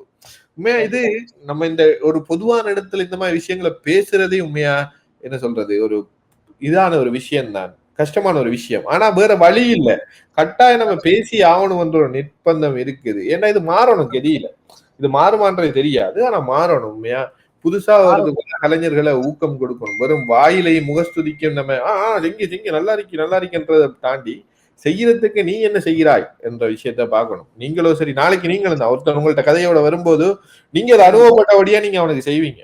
அது எனக்கு அனுபவப்பட்டபடியா நான் அதை செய்யறேன். அது மாதிரி நீங்க உங்களுக்கு அனுபவப்பட்டபடியா நமக்கு தானே இப்படி ஒன்று நடந்தது, அவனை நம்ம செஞ்சு விடணும் அப்படி என்றதை கொண்டு வரணும். ஸோ நிறைய பேசிட்டோம். இப்ப விஷயம் நீங்க போறீங்க இயக்குனராகிறதுக்கு உங்களுக்கே தெரியுது, ரைட் நம்ம என்ன கத்துக்கொள்ள வேண்டியது நிறைய இருக்கு அப்படி சொல்லி அந்த படத்தை நீங்க செய்ய தொடங்குறீங்க. இந்த மாதிரி விஷயங்கள் ஒரு தடை, அது எனக்கு தெரியும். அதை தாண்டி வேற என்ன பிரச்சனைகள் உங்களுக்கு ஷூட்டிங்ல வந்தது? உதாரணத்துக்கு பாத்தீங்கன்னு சொன்னா டைம் உங்களுக்கு செட் ஆயிருக்காது, குடும்பத்தையும் பார்க்கணும் ஷூட்டிங்கையும் பார்க்கணும். இந்த நேரத்துல குடும்பம் எல்லாம் எப்படியான சப்போர்ட் உங்களுக்கு தந்தாங்க? என்ன மாதிரி அதை நீங்க பேலன்ஸ் பண்ணீங்க? இல்ல கண்டிப்பா எனக்கு ஃபேமிலி பேக்ரவுண்ட் வந்து நல்ல சப்போர்ட், வந்து வைஃப் நல்ல சப்போர்ட், மகள் நல்ல சப்போர்ட். காரணம் என்னடா அந்த கதையை வந்து நான் இதே சொல்ல மாட்டேன், பெஸ்டா நான் ஒரு கதை எழுதுனா மகளோட அதை டிஸ்கஸ் பண்ணுவேன். மகள் இப்படி இருக்கு, இந்த கதை இப்படி இருக்கு, எப்படி ஒர்க் ஆகுமா அப்படின்றத அவளோட சிம்பிளா காய்ச்சிக்குவேன். அப்ப அவ ஓகே நான் மட்டும்தான் நான் இன்னொரு ஆள்கிட்ட போயிட்டு அந்த கதையை சொல்லுவேன். அந்த விதத்துல அவங்க அந்த கதை பிடிச்சிட்டு அந்த கதை பிடிச்சதுல இருந்து நான் அந்த படத்துக்கு நடிக்க போறேன், நான் லீவ் போட்டாலும் அதை பத்தி அவங்க ஒன்றும் பேசல. வேற படம் வெளிவராம இருக்குதுதான் கொஞ்சம் கவலையா இருக்குது. இப்ப அவங்க எப்ப எடுத்திருக்காங்க. மற்றபடி ஃபெமிலி பேக்ரவுண்ட்ல எனக்கு வந்து சப்போர்ட் தான் ப்ரோ, 2 பேரும் நல்ல சப்போர்ட். எனக்கு வந்து சில இஷ்யூ பண்றீங்க எங்கட மற்ற வழி சொந்தங்கள் தான் நீ என்னதுக்கு இதுல போயிட்டு அது இப்ப எந்த ஃபேமிலி அம்மா அண்ட் தங்கச்சி அண்ட் வைஃப் அண்ட் மகள் அவங்களுக்கு எந்த ஒரு விஷயமும் இல்லை. வெளியே உள்ள ஆக்களுக்கு தான் சொந்தங்கள், பொதுவாக சொல்ல போனா சொந்தங்களுக்கு கொஞ்சம் பகுத்தறிச்சலா இருக்குதா இல்ல அண்மையில வந்து ஒருத்தர் மட்டக்களப்பு நடிகை ஒருத்தரை வந்து இன்டர்வியூ பண்ணியிருந்தேன். அதுக்கு பிறகு வந்து இன்னொருத்தர், அது நம்ம வெளியாகல, உங்களுடைய இன்டர்வியூக்கு முதல் தான் அது வெளியாக நினைக்கிறேன், இன்னொரு நடிகரையும் நான் இன்டர்வியூ பண்ணியிருந்தேன். அந்த நடிகை வந்து சொன்ன விஷயம் சொன்னா உங்களுடைய டீம் பொதுவா ஆர்ஜே நிலோ, ஜனா ஆர்ஜே, செபஸ்டியன் அந்த ஒரு டீம் வந்து நல்லா நீங்களும் பாத்திருப்பீங்க நினைக்கிறேன் அந்த இன்டர்வியூ, நடிகை ருத்ராவோட இன்டர்வியூ என்ன வந்து நாங்க கலகலப்பா இருப்போம் ஷூட்டிங் ஸ்பாட்ல அப்படி இப்படி அந்த மாதிரி சொல்லியிருந்தாங்க. இன்னொரு நடிகை அவரும் வந்து சொல்லியிருந்தார் அப்படின்னு சொல்லி. ஆனா அவர் அதே ஒரு விஷயத்த சொன்னாருன்னு சொன்னா மச்சாக்கள் வந்து அவங்களுக்கு அவைக்கு அந்த ஒரு ஃப்ரீடத்தையும் அந்த ஒரு விஷயத்தையும் தன்னுடைய கருத்துக்களை உள்வாங்கிறதும் இல்ல, அவங்க கண்டு கொள்றது இல்ல. இந்த ஒரு ஷூட்டிங் ஸ்பாட் தான் குடும்பம் மாதிரி இருக்கு, நாங்க ஃபன் எடுக்கிறோம் அப்படி என்று சொல்லி. இது 2 பக்கமும் பேசும் பொருளா இருக்குது. என்னன்னு சொன்னால் ஒரு சைட்ல வந்து ஓகே நடிக்கிற எல்லாரும் நல்ல ஒரு உறவு முறையில் இருக்கிறது தப்பு இல்லை. ஆனா இன்னொரு இடத்துல வந்து பாத்தீங்கன்னா தொழில் முறையா இருக்கும் போது நம்ம தேவையில்லாத விஷயங்களுக்கு நம்ம நேரத்தை கொடுக்கும் போது இது பிரச்சனைகளை உருவாக்கலாம் இப்படி என்ற ஒரு விஷயம் இருக்குது. ஸோ அது இப்ப குற்றச்சாட்டாவும் வருது சில பேர்கிட்ட. என்னன்னு சொன்னால் நீங்க எல்லாரும் கூட்டம் கூடி திடுறீங்க, கூட்டமா எடுத்து ஃபன் எடுக்கிறீங்க, இது தேவையில்லாத வேலை தானே என்ற ஒரு குற்றச்சாட்டும் வருகிறது. அதே நேரத்துல இன்னொரு இடத்துல பாத்தீங்கன்னு சொன்னா அது நல்ல விதமாக பேசப்படுது. நல்ல ஒரு உறவு முறைக்குள்ள எல்லாரும் நல்லா பேசி சிரிச்சு வில் பண்றதால நம்மளுடைய படைப்புகள் நல்ல ஒரு படைப்புகள்ல நம்ம ஷூட்டிங் படப்பிடிப்புகள் செய்யும் போதோ இதுவும் போதோ நல்ல ஒரு அவுட்புட் கிடைக்கிற மாதிரி இருக்கு, எல்லாரும் சந்தோஷமா வேலை செய்யறாங்க அப்படின்னு சொல்லி. இதை நீங்க எப்படி பாக்குறீங்க? இதை உண்மையில சொல்லணும் ருத்ரா சொன்ன மாதிரி தான். இப்ப எங்களோட டீம்ல வந்து நாங்க ஃபன்னா தான் இருப்போம், அதே சமயம் ஒர்க்கும் வந்து ஈஸியா போகும். இப்ப ஒரு ஒரு ஆர்டிஸ்ட் வராங்க, அவங்க வந்து தயங்கி இருக்காங்க நடிக்கிறதுக்குன்றக்குள்ள நம்ம அந்த இடத்த வந்து அவங்கள இன்னும் பயமுறுத்தாடுறதை விட நம்ம ஃபன்னா காய்ச்சி பேசி இந்த கேரக்டர் இப்படித்தான் பேசுமன்றது வந்து நம்ம ஒரு மிங்கிள் ஐட்டம்டா அந்த கேரக்டருக்கு நல்லா அந்த பெர்ஃபார்ம் பண்ணும், அந்த இடத்துல நல்லா பெர்ஃபார்ம் பண்ணும். இப்ப சில ஷூட்டிங் ஸ்பாட்டுக்கு போனேன், நானும் போயிருக்கேன், சில ஷூட்டிங் போயிருக்கேன். அந்த இடத்த வந்து ஒரு பொம்பளை புள்ள ஒரு ஆம்பளையோட கழிக்க கூடாது, அப்படி ஒரு ரூல்ஸ் இருக்கு, ரெஸ்ட்ரிக்ஷன் இருக்கு. ஓகே, கண்டிப்பா கண்டிப்பா கண்டிப்பா இருக்காது, கண்டிப்பா இருக்குது. ஏண்டா சக நடிகரோட நீ கதைக்க கூடாது, இந்த ஷூட்டிங் ஸ்பாட்ல வந்து நீ சக நடிகரோட கதைக்க கூடாது, கதைக்கப்படாதுன்றது மீன்ஸ் அது என்ன பொறுத்தளவுல சில விஷயங்களால அது நல்ல விஷயங்களும் இருக்குது. ஆனா ஒரு சோசலிசமா இருக்கக்குள்ள நம்ம அந்த இத போடுறது வந்து தப்புன்னு நான் ஒரு ஒரு நம்ம ஒரு இடத்த இறுக்கமா வச்சிருந்தோம்னா அந்த இடத்துல தான் கெட்டது நடக்கிறதுக்குரிய வாய்ப்பு இருக்கு. இப்ப நம்ம இரு சுருக்கு தெறிக்குமோ என்ன சொல்லி ஒரு சுருக்கு இல்ல வேற ஏதோ ஒரு பேர் சொல்லுவாங்க, ரெண்டு ஒரு பழமொழி உண்டு ஞாபகம், எங்க இறுக்கமோ அது தெறிக்கும் அப்படி என்ற மாதிரி. கண்டிப்பா இப்ப நம்ம ஒரு இடத்த ஒரு கட்டு மூடி ஒரு இடத்த ஒரு சாமான் நம்ம மூடி வச்சிருந்தோம்னா தான் அந்த ஆர்வம், அது என்ன இருக்கின்ற ஆர்வம் நமக்கு இருக்கும். அது திறந்திருந்தா நமக்கு அந்த ஒரு இது ஒன்று வராது தானே. அதனால இப்ப நம்ம எல்லாரும் மிங்கிலாகி கழிச்சு பேசி பொம்பளையோ ஆம்பளையோ வெங்கட ஷூட்டிங் ஸ்பாட்ல வந்து கிட்டத்தட்ட நாங்க ஒரு ஷூட் வந்து செஞ்சோம், 17-18 பொம்பளை பிள்ளைகள் மட்டும், பொம்பளை பிள்ளைகள் யூனிவர்சிட்டி பிள்ளைகள் 17 பிள்ளைகளோ இன்னும் அந்த வந்து ஒரு ஷார்ட் பிலிம் ஒன்று செஞ்சாங்க. அது 17-18 பொம்பளை பிள்ளைகள் வந்துச்சு. அந்த பிள்ளைகள் அவ்வளவும் நல்லா தான் இருந்து போயிடுச்சு. எங்களை பத்தி ஒரு கெட்ட வார்த்தைகளும் சொல்றது வாய்ப்பு இல்லை. ஏன்னா அந்த அளவுக்கு தான் நம்ம உங்களை பத்தின எதுவுமே அதுக்கு பிறகு வந்தது இல்ல அப்படி.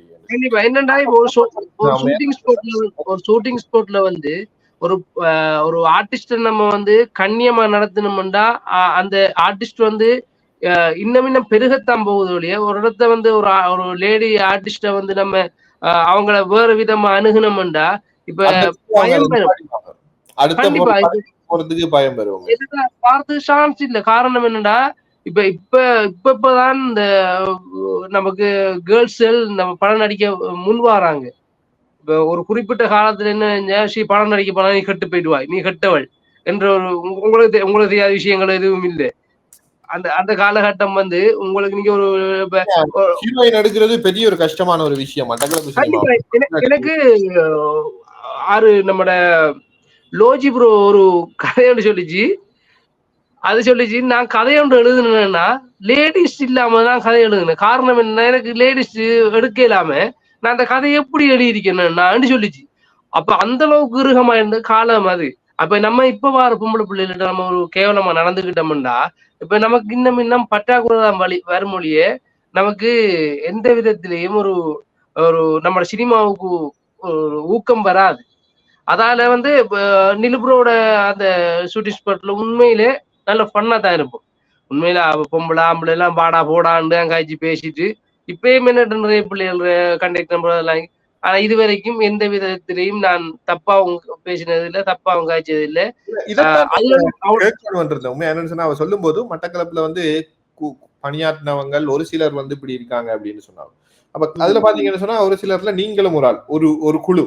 அப்ப அந்த குழுவுக்கு நான் இப்ப பேசும்போது நான் அதை கட்டாயம் கேட்டே ஆகணும், இந்த குற்றச்சாட்டு உங்களுக்கு சார்ந்ததா என்று சொல்லும்போது. ஆனா அவையே அதுல சொன்னா இல்ல இந்த குழு வந்து என்ன சரியா நடத்துனாங்க அப்படி என்று சொல்லி. அப்ப ஏதாவது ஒரு குழு தான் இது நடந்திருக்கணும்.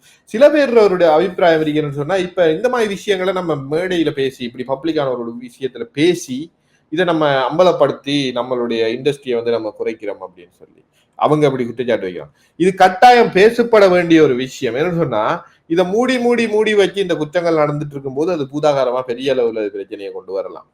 முதல் அந்த மாதிரி அந்த பொண்ணு ஒரு துணிச்சலா அந்த விஷயம் சொன்னதே பாராட்ட வேண்டிய ஒரு விஷயம் ஒரு இடத்துல. அதுக்கு பிறகு நான் மட்டக்களப்பனுடைய முன்னணி நடிகர்கள் ஒருவனால ஜன ஆர்ஜியோட ஒரு இன்டர்வியூ எடுத்திருந்தேன்.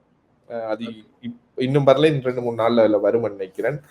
அநேகமா உங்களுடைய இன்டர்வியூ போடும்போது அது வந்திருக்கும். ஜனார்ஜியை வந்து சொன்ன ஒரு குற்றச்சாட்டு என்னன்னு சொன்னா இங்க வந்து பாலியல் ரீதியான சில பிரச்சனைகளும் பெண் நடிகைகளுக்கு இருக்கு, மட்டக்களப்பு இயக்குநர்கள்ட்ட திரைப்பட குழுவினர்கிட்ட இருக்கு அப்படின்னு சொல்லி ஒரு குற்றச்சாட்டை வச்சிருந்தேன். அவருடைய நண்பர்கள் நண்பிகள் வந்து இதுல பாதிக்கப்பட்டிருக்காங்க அப்படின்ற ஒரு குற்றச்சாட்டையும் அவர் வச்சிருந்தார். அப்ப இந்த ஒரு இடத்துல பாத்தீங்கன்னு சொன்னா நீங்களும் ஒரு குழுவுக்கு ஒரு தலைமை தாங்குற ஒரு இடத்துல இருக்கீங்க. இன்னும் 2-3 குழுக்கள் மட்டக்களப்பில் சொல்ல போனா ஒரு குறிப்பிட்ட ஒரு சில குழுக்கள் தான் படம் செஞ்சு கொண்டிருக்காங்க. இப்ப இதுல ஏதாவது ஒரு குறிப்பிட்ட துறை சார்ந்தவர்கள் தான் குழு சார்ந்தவர்கள் தான் இந்த பிரச்சனைகளுக்குள்ள இன்வால்வ் ஆயிருக்கணும். அப்படி இல்லாட்டி எல்லாரும் ஆயிருக்கணும். இது நமக்கு தெரியாது. சோ இந்த குற்றச்சாட்டை பாத்தீங்கன்னு சொன்னா அவர் வைக்கும் போது நான் இப்ப உங்கள்ட்ட கேட்கிறேன், இந்த குற்றச்சாட்டு உங்களை நோக்கி தான் வைக்கப்பட்டிருக்கு. இதை பற்றி நீங்க என்ன சொல்றீங்க? இதுல எந்த விதத்திலையும் எங்களோட பணியாற்றின கேர்ள்ஸ்ட கேட்டா தெரியும் எங்கட குழு எப்படிப்பட்டது, எந்த விதத்துல எப்படி அப்ரோச் பண்ணும்ன்றது தெரியும். சில குழுக்கள்ல இது இருக்கலாம். ஆனா முழுசா எங்களுக்கு இதை பத்தி உண்மையில தெரியும். ஆனா இதை பத்தி கதைக்கிறது கட்டாயம். ஏன்டா ஒரு பாலியல் துன்புறுத்தல் ஒரு இடத்த நடக்குதுன்றா அதை நம்ம பார்த்துட்டு இருக்கல. காரணம் என்னன்னா அவளும் ஒரு பெண் தான். இப்ப அடுத்த இது ஒரு சினிமா துறையை மழுங்கடிக்கிற விஷயம். இப்ப ஒரு பெண்ணை நம்ம ஒரு சினிமாவுக்கு கூப்பிட்டு அவளோட வேற விதமா நம்ம போயிட்டோம்டா இப்ப அந்த பேரண்ட்ஸ் சினிமாவுக்கு அனுப்புறதுக்கு பெண்களை சினிமாவுக்கு அனுப்புற விதம் குறைஞ்சிடும். அப்ப என்ன செய்யும், சினிமாவுக்கு ஒரு கேர்ள்ஸ் நடிக்கிறதுக்கு ஒரு ஒரு லேடி ஆர்டிஸ்ட் இல்லாம தான் நம்ம படம் எடுக்க வேண்டிய ஜென்ஸ் மட்டும் நம்ம இல்லாட்டி ஜென்ஸ் லேடிஸ் கேட்ட போட்டு தான் நடிக்க வேண்டி வரும். அதான் அடுத்தது இன்னொரு குற்றச்சாட்டு அந்த பொண்ணு வச்சிருந்து என்னன்னு சொன்னால் கவர்ச்சியை பார்த்துதான் இந்த நடிப்புக்கு எடுக்கிறாங்க அப்படின்னு சொல்லி. கவர்ச்சியா இருந்தா மட்டும்தான் பாத்திரங்களுக்கு எடுக்கிறாங்க. நீங்க சொன்னீங்க 17 பேரோட நீங்க ஒர்க் பண்ணிருக்கீங்கன்னு சொல்லி. அது பெரிய ஒரு அமௌண்ட். மட்டக்களப்பு சினிமா பொறுத்தளவு 17 பெண்கள் ஒரு திரைப்படத்துல பணியாற்றுற பெரிய ஒரு அமௌண்ட். என்னோட எக்ஸ்பீரியன்ஸ்ல நான் சொல்றேன்னு சொன்னா மட்டக்களப்புல குறிப்பிட்ட ஒரு சில பெண்கள் நடிகைகள் தான் இருந்தாங்க நான் படம் பண்ற காலங்கள்ல. அவங்கள எடுக்கிறதுன்றது சாத்தியம் இல்லை. அதே நேரத்துல கதைகளுக்கு பொருத்தமானதாகவும் அவங்க இருக்க மாட்டாங்க. அதனால வெளியிடங்கள்ல கொண்டு வர வேண்டிய கட்டாயம் இருந்தது. சில பேர் தோற்றத்துல கதைக்கு பொருத்தமான ஆக்கள இருப்பாங்க. உதாரணத்துக்கு சொன்னா ஒரு பாடசாலை படிக்கிற மாணவியா இருப்பாங்க. அப்ப தோற்றத்துல நம்ம அவங்கள்ட்ட நீங்க இப்படி நடிக்கிறதுக்கு விருப்பம் இருக்கு, அவங்களுக்கு ஆர்வம் இருக்கான்னு இருக்கும்போது அவங்களுக்கு ஆர்வம் இருந்தாலும் இந்த துறைக்குள்ள வந்தா தேவையில்லாத பேர்களும் தேவையில்லாத பிரச்சனைகளும் வருமே என்ற ஒரு பயத்தாலேயே அவங்க எல்லாம் வராம போனாங்க. கண்டிப்பா. ஆனா ஒரு கட்டத்துல நிறைய பெண்கள் உள்வாங்கப்பட்டு நடிச்சாங்க. நடிச்சிட்டு இருக்கும்போது பாத்தீங்கன்னா இப்ப அது அந்த வீதம் அப்படியே குறைஞ்சு போய் கொண்டிருக்கு. வாரத்துக்கு பயன்படுறாங்க. இந்த மாதிரி பிரச்சனைகள் முன்னணி இயக்குநர்கள்ட்ட இருந்து முன்னணி குழுக்கள்கிட்ட இருந்து வாரது மிகப்பெரிய ஒரு சிக்கலா இருக்குது. சோ இதுதான் இது. அப்ப அந்த என்னோட கேள்வி என்னன்னு சொன்னா அந்த பொண்ணு சொல்லி இருந்துச்சு கவர்ச்சியை பார்த்து தான் சினிமாக்குள்ள எடுக்கிறாங்க. நீங்களும் அப்படியான ஒரு விஷயத்தை பார்த்து உங்களுடைய படைப்புகளுக்கு உள்வாங்குறீங்களா நடிகைகளை? கண்டிப்பா இல்ல ப்ரோ, கண்டிப்பா இல்ல. காரணம் என்னடா இப்ப நம்மட சினிமா தான். இப்ப மட்டக்களப்பு சினிமாவில எல்லாரும் பார்க்க வேண்டியதா இருக்கு. அந்த அந்த அந்த ஷார்ட் பிலிமை நம்மட உலகத்துல உள்ள மட்டக்களப்புல உள்ள உலகத்துல உள்ள எல்லாருமே பொதுவா ஒரு சமூக வலைத்தளத்துல போட்டோம்னா பார்க்கக்கூடிய ஒரு கதையா தான் இருக்கு. நம்ம இப்ப இங்க மட்டக்களப்புல கூடுதலா எழுதுற கதைகள் அப்படி கவர்ச்சிக்கு முக்கியத்துவம் கொடுக்கல. அதை நான் முழுக்க சொல்லுவேன். காரணம் என்னன்னா இப்ப ஒரு கேரக்டர் ஆனா கதைக்கு தேவைப்படுமாண்டா அப்படியான கேரக்டர்ஸ தேடுவோம். அது தப்பு இல்ல. ஆனா ஒரு கதாபாத்திரத்தை அவங்க தெரிவு செய்யும் போது அது யாரா இருந்தாலும் கவர்ச்சியா இருந்தா தான் நான் உனக்கு போடுவேன் சொல்லிதான் அந்த பொண்ணு சொல்லி. கவர்ச்சியா இருக்கிறவங்கதான் இப்ப நடிகைக்கு எடுக்கிறாங்க, அந்த பொண்ணுக்கு வாய்ப்பு கொடுக்குறாங்கன்ற மாதிரி தான் அவர் சொல்லிட்டு. அப்படி இல்ல ப்ரோ. அப்படின்னா இப்ப கோடிச்சநாட படத்துல எவ்வளவு லேடி ஆர்டிஸ்ட் அவங்களுக்கு நல்ல நல்ல இந்த அவங்க நடிக்கக்கூடிய ஆட்கள் அவங்க முகம் நமக்கு தோற்றம் இதா இருக்கும். ஆனா நடிச்சிருக்கு. அப்ப அதை எடுத்து போட்டிருக்காரு அவரு. இப்ப கவர்ச்சியை இதுல பாத்தெடுக்கிறாங்கன்றது உண்மையிலே அது போய். காரணம் என்னன்னா நீங்க மறுக்கிறீங்க அந்த குற்றச்சாட்டை மறுக்கிறீங்க. இல்ல மறுக்குன்னா காரணம் என்னன்னா இப்ப நம்ம ஒரு கதைக்கு தேவைப்படும்னா ஒரு கவர்ச்சியான ஒரு நடிகையை நம்ம அணுகலாம். இப்ப நானும் ஒரு கதை ஒன்று எழுதி வச்சிருக்கேன். அந்த கதைக்குரிய கேரக்டர்ஸ் எனக்கு யார்கிட்ட போயிட்டு அப்ரோச் பண்றதுன்றது எனக்கு ஏழாம இருக்கு. ஆனா கதை இந்த கதை இப்ப உண்மையில சொல்ல வேண்டிய ஒரு கதை ஒன்றுதான் நான் எழுதி வச்சு நான் ஜஸ்மி டைம் இந்த கதையை சொன்னேன். ஒரு லேடிய இதா ஆனா அவகிட்ட அப்ரோச் பண்ணல, அவகிட்ட கேட்கல, கதையை சொன்னா கதை இதுதான்மா. ஆனா அண்ணா நல்ல கதைண்ணா, கண்டிப்பா வர வேண்டிய கதைண்ணா, இப்ப உள்ள ஆக்களுக்கு வர வேண்டிய கதைன்னு சொல்லிச்சு. அப்ப அப்படியான ஒரு கேரக்டருக்கு நம்ம ஒரு ஆளை தேடி போறதுக்கே இல்லாம இருக்கு. ஏன்னா நம்ம இப்ப கவர்ச்சியா இது என்ன நம்ம இப்ப எல்லாரும் இதுஞ்சிடும். இப்ப கவர்ச்சி கேட்கிற இல்ல அது முற்றுமுழுதா மறுக்க வேண்டிய விஷயம். ஓகே, கவர்ச்சியா யாரும் உங்களுடைய படைப்புகளும் நீங்க நடிகைகளை தேர்வு செய்யும் போது கதைக்குரிய மாதிரி தான் தேர்வு செய்றீங்களே தவிர அவங்க கவர்ச்சியா இருந்தா தான் நான் அந்த படத்துக்குள்ள எடுத்துக்கொள்வேன்ன்றது இல்ல. இல்லை, முழுக்க அது மறக்கக்கூடிய ஒரு கருத்தை தான் நீங்க சொல்றீங்க. அடுத்தது பொதுவா எனக்கு நான் பாக்குறது என்னன்னு சொன்னா, சினிமாவில இன்னொரு ஆள்ற கதையை நான் செய்யும் போது நான் வந்து அதை நான் கம்ஃபர்டபுள் அடுத்து செய்யறது இல்லை. உதாரணத்துக்கு சொல்ல போனால் அது ஒவ்வொருத்தருக்கும் ஒவ்வொரு மாதிரி இருக்கும். மற்ற நான் ஒருத்தருக்கு கதை கொடுக்குறேன்னு சொன்னால் நிறைய பேருக்கு நான் என்னுடைய கதைகள்ல திரைப்படங்கள் செஞ்சு கொண்டிருக்காங்க. பல திரைப்படங்கள் செய்யப்பட்டது, ஆனால் அது வெளிவரவில்லை. ஆனா இப்ப சிலது செஞ்சு கொண்டிருக்காங்க, இல்லைன்றது இல்லை. ஆனா அது சில நேரத்துல அந்த அவுட்புட்டை சிலதை நான் பார்த்திருக்கேன். பார்க்கும்போது நானே தயாரிச்சேன் என்றபடியால் நான் அதுல இருந்து சில மாற்றங்களை நான் சில வெளியிட இல்லை. என்ன நான் சிந்திக்கிற விஷயங்கள் ஒரு இயக்குனர் எடுத்து செய்யும் போது நான் சிந்திச்சு எழுதின விஷயங்கள் அதுல வந்திருக்கா, அதுல வராம இருக்கலாம்.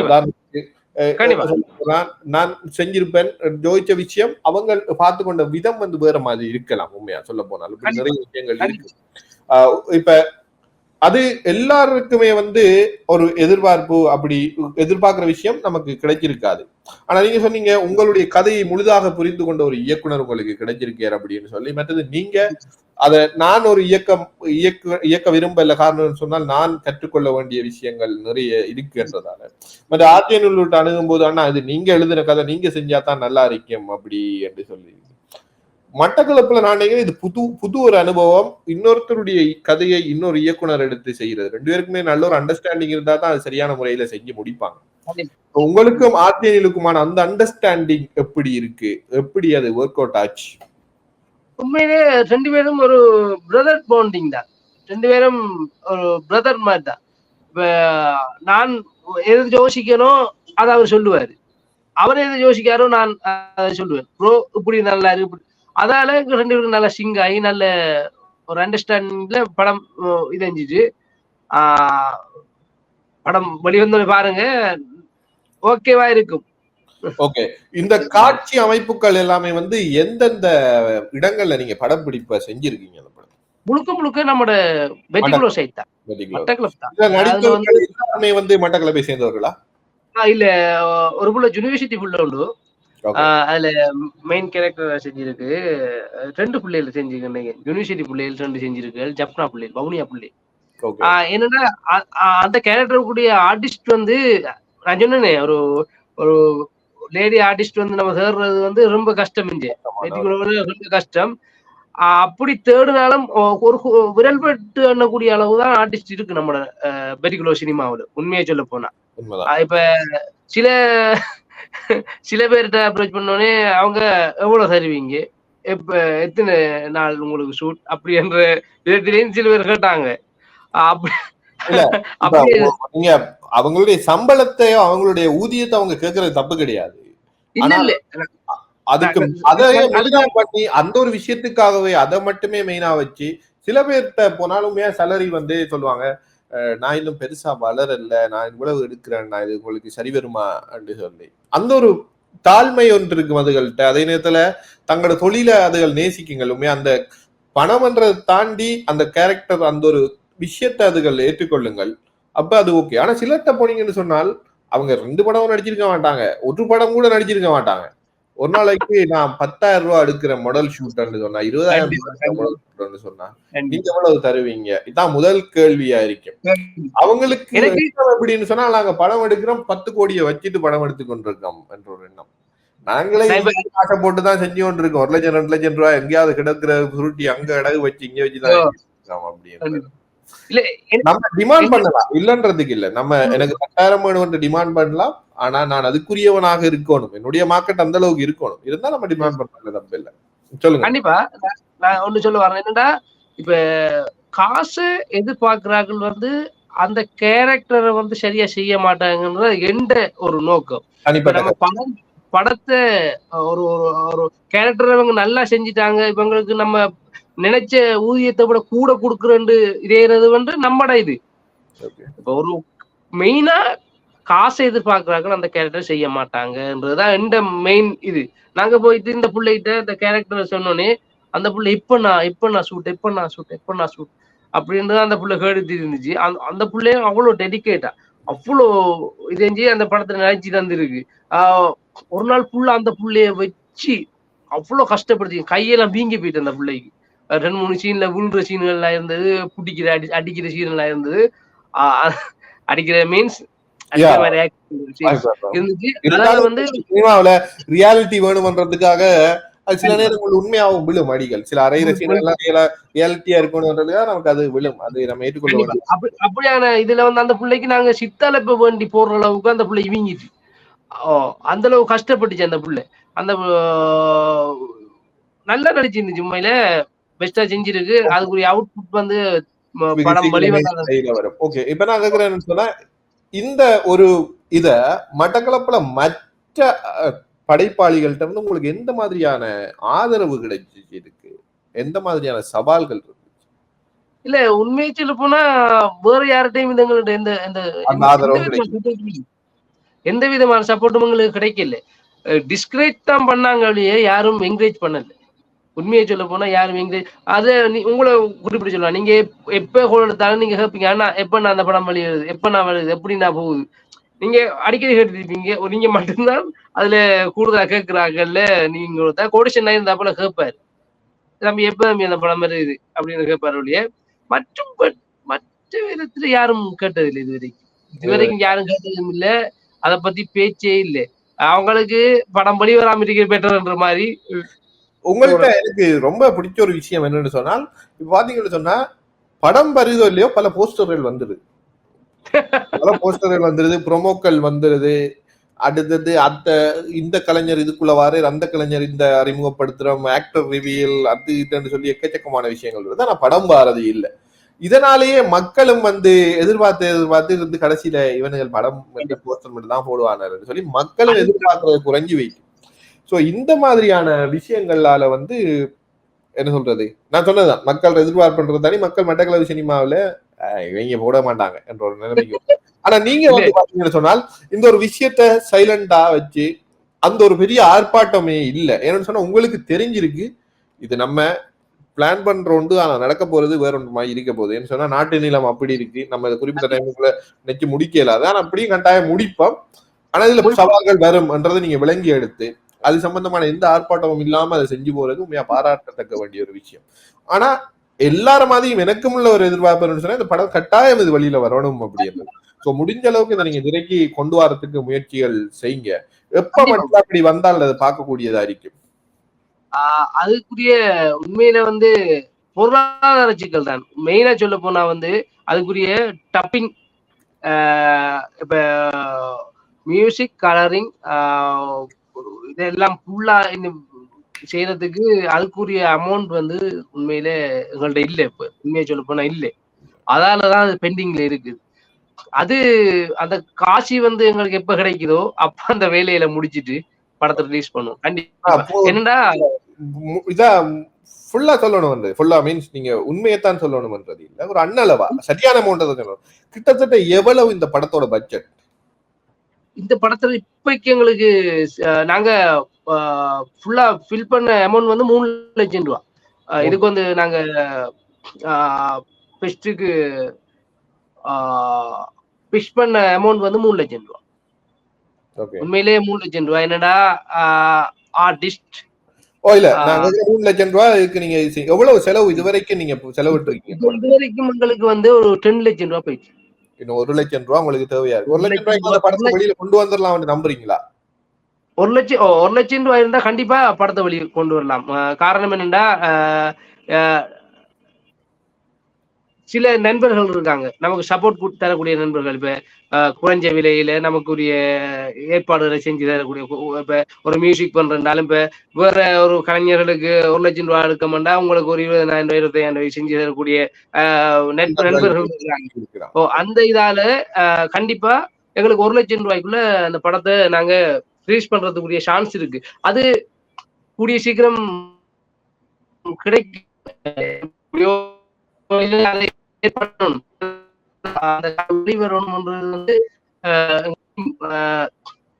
ஒரு குழு ஒன்று இருக்கு, அவங்கள இது ஆசையும் அதுதான் அந்த படம் படி வரணும். இதுல வந்து அஸ்லம் என்ற ஒரு புது கலைஞரை நாங்க இந்த படத்துல வந்து அறிமுகப்படுத்திருக்கோம். அவன் வந்து உண்மையில ஒரு துடிப்புள்ள ஒரு டிரெக்ஷன்ல வந்து ஆர்வம் உள்ள ஒரு கலைஞர். காரணம் என்னன்னா, அப்ப அவன் வந்து ஒரு சில விஷயங்களை வந்து பிடிச்சு சொல்லுவான்.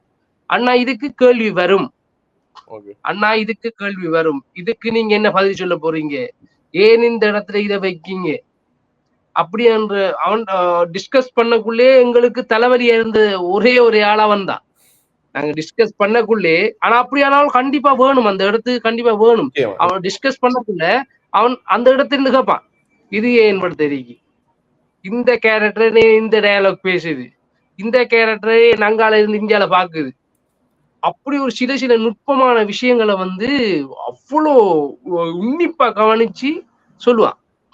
அப்படியான ஒரு ஃப்ரெண்ட் இந்த தலங்களுக்கு இந்த அவனை அறிமுகப்படுத்துறோம். இந்த படத்துல ஒரு நடிகனாகவும் சின்ன ஒரு கேரக்டர் செய்வோம் போட்டு அவன் நடிக்க இல்லாது, நான் டிரெக்ஷன் சைட்ல நிக்கேன், நான் பின்னுக்கு இல்ல நீ இந்த கேரக்டர் செய்ய வெளிவரணும்ன்ற முதல் படம் வெளிவரணும்ன்றதுக்காக அவர் சின்ன ஒரு கேரக்டர்ல வந்து அதை நடிக்க வச்சுனாங்க. நடிக்க இப்ப என்னன்னு சொல்றது, பேய் இருக்கா இல்லையான்ற மாதிரி மட்டக்களப்பு சினிமாவில பேசும் பொருள் நீங்களும் அதுல ஆரம்பத்துல இருந்தால் நீங்களும் அதுக்குள்ள உள்வாங்கப்பட்டால், இந்த வர்த்தக சினிமா என்ற ஒரு விஷயம் மட்டக்களப்புல, இந்த வர்த்தக சினிமா எங்க இருக்கா இல்லையா, எப்படி போயிட்டு இருக்கு, அதை நீங்க நம்புறீங்களா, என்ன விஷயம் இது?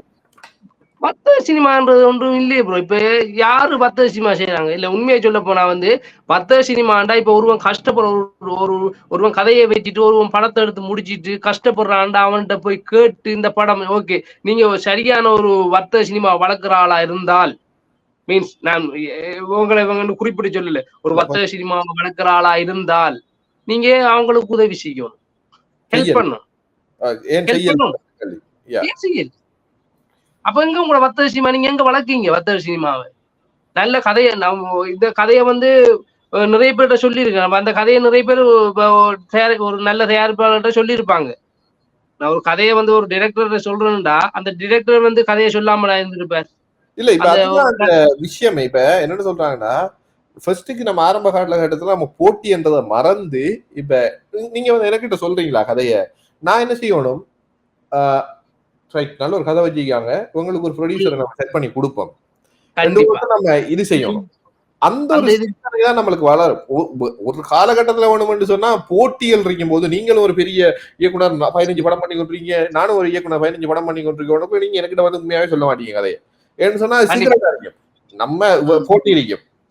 ஆனா இங்க நம்ம இப்ப இன்னும் வளரவே இல்லை, ஒரு துளி கூட வளரும். நம்ம அடுத்த கட்டத்துக்கு போகணும்னு சொன்னா நம்மளுக்கு பக்கத்துல இருக்கிறவனை சேர்த்து கொண்டு வந்தா தான் நமக்கு ஒரு போட்டி இருக்கின்ற கிடக்கன்னு போகும். இங்க எப்படி என்ன சொன்னால், நீங்க வந்து ஒரு கதையை சொல்றீங்க, ஒருத்தட்ட நம்பி ஒரு விஷயத்தை நம்பி சொல்றீங்கன்னு சொன்னால், அதை எடுத்து வெளியில கொண்டு வரதுக்குரிய வேலையை பார்க்க வேண்டிய, அதை நீ செய்யாத எப்படி மூடி வைக்கலாம்ன்றதுதான். அதையும் தாண்டி உங்களுக்கு ஒரு தயாரிப்பாளர் வந்து சொன்னா அவர்கிட்ட போய் இல்லாதெல்லாம் சொல்லி அதை குழப்பி விடுறதுதான். இதுதான் நடக்குதே தவிர இதை முன்னுக்கு கொண்டு வருவோன்ற எந்த ஒரு சிந்தனையும் செயல்பாடும் இல்லை. இதை நம்ம ஏற்றுக்கொள்ளே வேணும். இந்த பேர் சொல்லக்கூடாதுல இதுல இனுவப்பட்ட எல்லாருக்குமே தெரியும். அடுத்து ஒரு செக்ஷன் நான் வந்து இந்த ஆரம்ப நிலையில இருக்கிற நடிகர்களை நான் கொண்டு எடுக்கலாம் இருக்கேன் இன்டர்வியூ. அவங்களோடய நீங்க நிறைய பேர்த்த வேலை செஞ்சிருப்பீங்க. சத்தியான ரெஸ்ட்ரிக்ஷன், இப்ப அங்க போனா இங்க வரக்கூடாது, இங்க நடிச்சேன்னு அங்க போக கூடாது, இந்த மாதிரி விஷயங்களாலேயே அவங்க எங்க போய் நடிக்கிறேன்னு தெரியாம நடிக்காமே இருக்கிறான். கொஞ்ச நாளைக்கு வந்து பாத்தீங்கன்னு சொன்னா நிறைய கலைஞர்கள், உதாரணத்துக்கு சுலக்ஷன், தினுமேந்திரன், நிறைய பொடியனர் வந்து இந்த துறைக்குள்ள வரணும் அப்படி என்று சொல்லிட்டு இருந்தாங்க. இப்ப ஆக்களும் இல்ல, எங்க நடிக்கிறாங்க, அவங்களுக்கு வாய்ப்புகளே இல்லை. ஏன்னு சொன்னா யாருமே இது செய்யல. 2-3 பாட்டு செஞ்சிட்டு இருந்தவங்களே வந்து இப்ப ஏலாம போயிட்டாங்க. சொல்லுங்க. எனக்கு தான் காரணம் என்னடா, இப்ப நான் இப்ப கோடிஷன் நாட்டம் நடிச்சிட்டு இருக்கேன்னா எனக்கு இன்னொரு டைரக்டர் கூப்பிட மாட்டார். என்னடா நீங்க அந்த டீம் தானே, அந்த டீம் தானே. இப்ப நான் நிலபுரோட இப்ப நான் ஒர்க் பண்ணிட்டு இருக்கேன்டா, நீங்க இந்த டீம் தானே, இந்த டீம் தானே என்று மத்தவங்க யாரும் இவன் ஒரு சக கலைஞன்ன்றத யோசிக்காங்க இல்ல, இவன் ஒரு பொது கலைஞன் என்று யோசிக்காங்க இல்ல. இவன் அந்த டீம், இவன் இந்த டீம், இவன் இங்க மட்டும்தான் நடிப்பான், இங்க மட்டும் இதுக்குள்ள மட்டும்தான் இதேவா. அது எனக்கு உண்மையில அதுல உடன்பாடே இல்லை. காரணம் என்னடா, இப்ப ஒரு கலைஞனா இருக்கும் போது இப்ப எல்லார்ட்டையும் வேலை செய்யணும். அதான் அப்படியே அனுபவங்கள் கிடைக்கும். ஒரு குறிப்பிட்ட மட்டும் ஒரு வட்டத்துக்குள்ள இருந்துட்டோம்னு சொன்னா நமக்கு குண்டு சட்டியில குதிரை ஓடி ஜெயிக்க வேண்டியதுதான். ஓகே, இப்ப நான் கேக்குற அடுத்த ஒரு கேள்விக்கு போவோம்னா டைரக்டா. இப்ப பொதுவா மட்டக்களப்புல எடுக்கிற படங்களை கொண்டு போய் மற்ற மாநிலங்கள்ல ஓடுறதுக்கான ஒரு பயம் இருக்கு எல்லாருக்கும். ஏன்னு சொன்னா நம்ம ஊர்ல கொண்டாடுறத வெளியூர்ல கொண்டாட மாட்டாங்க. உங்களுக்கு ஒரு துணிவு இருக்குதா? உங்களுடைய திரைப்படத்தை நான் கொண்டு எல்லா இடத்துலயும் போடுவேன், எனக்கு துணிவு இருக்கு, என்னுடைய படம் நல்ல படைப்பு என்ற துணிவு உங்களுக்கு இருக்குது? கண்டிப்பா கண்டிப்பா. காரணம் என்னன்னா, இதுல நம்ம கூடுதலா இங்க உள்ள டைரக்டர்ஸ் நம்மட ஸ்லாங் தான் இருக்கணும்ன்றத இன்க்ளூட் பண்றாங்க. நம்மட ஸ்லாங் தான், மட்டக்களப்பு ஸ்லாங் தான் இதுல இருக்கணும், அப்படி இருந்தா தான் இந்த படம் இங்க நம்ம மட்டக்களப்பு எடுத்த சினிமான்றது இது. அதுல எனக்கு தாண்டி இந்த இலங்கைக்குரிய பாணியில நம்ம பேசினா தான் அது படம், அப்படி இல்லாட்டி அது படமே இல்ல. இந்தியன் படத்துக்கு அதுல எனக்கு உடன்பாடு இல்ல ப்ரோ, அதுல எனக்கு உடன்பாடே இல்ல. என்னண்டா, இப்ப சாதாரண ஒரு கொழும்புல இருக்கிற ஒரு மேனுக்கு நம்மட ஸ்லாங் விளங்க அவங்களுக்கு இரிட்டேட் ஆயிருக்கும், கேட்கறதுக்கு ஒரு இது ஒன்று இருக்காது. இதே இது நம்ம இந்திய ஸ்லாங்ல இந்த ஒரு படத்துக்கு உதாரணத்துக்கு சொல்ல போனீங்கன்னு சொன்னால், இந்தியாவிலே ஒவ்வொரு மாநிலத்திலேயும் ஒவ்வொரு மாவட்டத்திலேயும் பேசுவாங்க. ஆனா சினிமா ஒரு மொழி இருக்கு, சொல்லி ஒரு மொழி இருக்குது. அந்த ஒரு மொழியை தாண்டி அந்த ஒரு ஸ்லாங் இருக்குது. அதான் நம்ம எல்லாரும் கேட்டு கேட்டு கேட்டு கேட்டு பழகிட்டோம். அது நமக்கு பழகிட்டு இப்ப நம்ம அந்த சினிமா மொழியில நாங்க இப்ப இந்த படத்துக்கு கூட நாங்க இந்தியாவை கொண்டு போய்கிற காரணம் என்ன, இந்தியாவுல டப்பிங் பண்றதுக்குரிய காரணம் என்ன, இந்தியாவுல போயிட்டு அங்க ஸ்கிரிப்ட் எழுதுறோம், இப்ப டயலாக் எல்லாம் திரும்ப எழுதுறோம், மாதிரி மாத்துறீங்க, திரும்பி எல்லாம் எழுதுறோம். நாங்க இங்க நடிக்கக்குள்ள கூட அந்த இந்திய ஸ்லாங்லாம் நாங்க நடிச்சது. அதே மாதிரிதான் பேசுறீங்க. கண்டிப்பா கண்டிப்பா. டப்பிங் இந்தியாவுல டப்பிங் பேசணும் நல்லா இருக்கும்ன்றது எங்கட இது. அந்த கேரக்டர்ஸ் இப்ப ஓன் வாய்ஸ் போட்டோம்டா ஓகே, நம்ம இங்க செய்யறது நம்ம ஓன் வாய்ஸ் தான் போடணும். இப்ப எங்களுக்கு என்னடா இந்த படம் இன்னும் கொஞ்சம் ரீச் ஆகணும்டா ஒரு இந்திய பட மொழியில இருக்கணும்ன்றதுதான் எங்களோட நோக்கம்.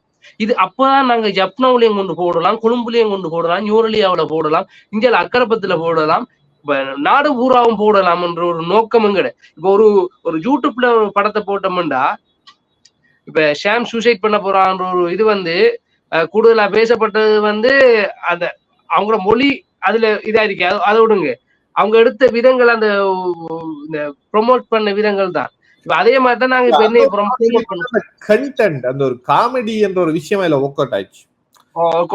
அந்த கதை, அந்த ஸ்கிரிப்ட், அதை கொண்டு வந்த விஷயம். ஆனா அவங்க முழுக்க முழுக்க அவங்களுடைய பிரதேச பேசியிருந்தாங்க, வெற்றி பெற்ற பார்த்தா இல்ல. அது விஷயம் என்னன்னு சொன்னா அந்த காமெடி அது வளர்ந்து பொருட்டா இருக்கல, அது மெயினா இது செய்யல. அது மாதிரிதான் நானும் என்னுடைய பார்வையில வழக்கு இப்ப நான் இலங்கை சினிமாவில இலங்கைக்குரிய வழக்குல தான் எங்களுடைய பிரதேச வழக்குலாம் படம் எடுக்கணும் என்று சொன்னாலும் அதுக்கு நான் உடன்பட போறது இல்ல. அப்படி செய்யறவங்களையும் நான் இல்ல நீங்க அப்படி செய்யாதீங்கன்னு சொல்ல போறாலும் இல்ல.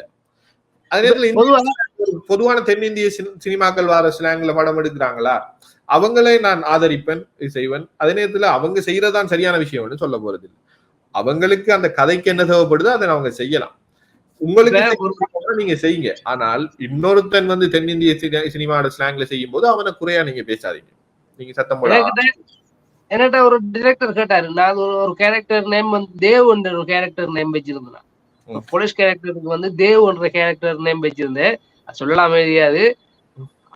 என்னத்துக்கா இந்த தேவ் என்ற கேரக்டர் நேம் வச்சு நீங்க கேட்டாங்க. அது போலீஸ் கேரக்டருக்கு தேவ் என்று தோணிச்சு, நான் வச்சேன். இல்ல அது இந்தியக்காரர்கள பேர் மாற்றி அது சரி வராது அப்படி இப்படின்னு சொன்னாங்க.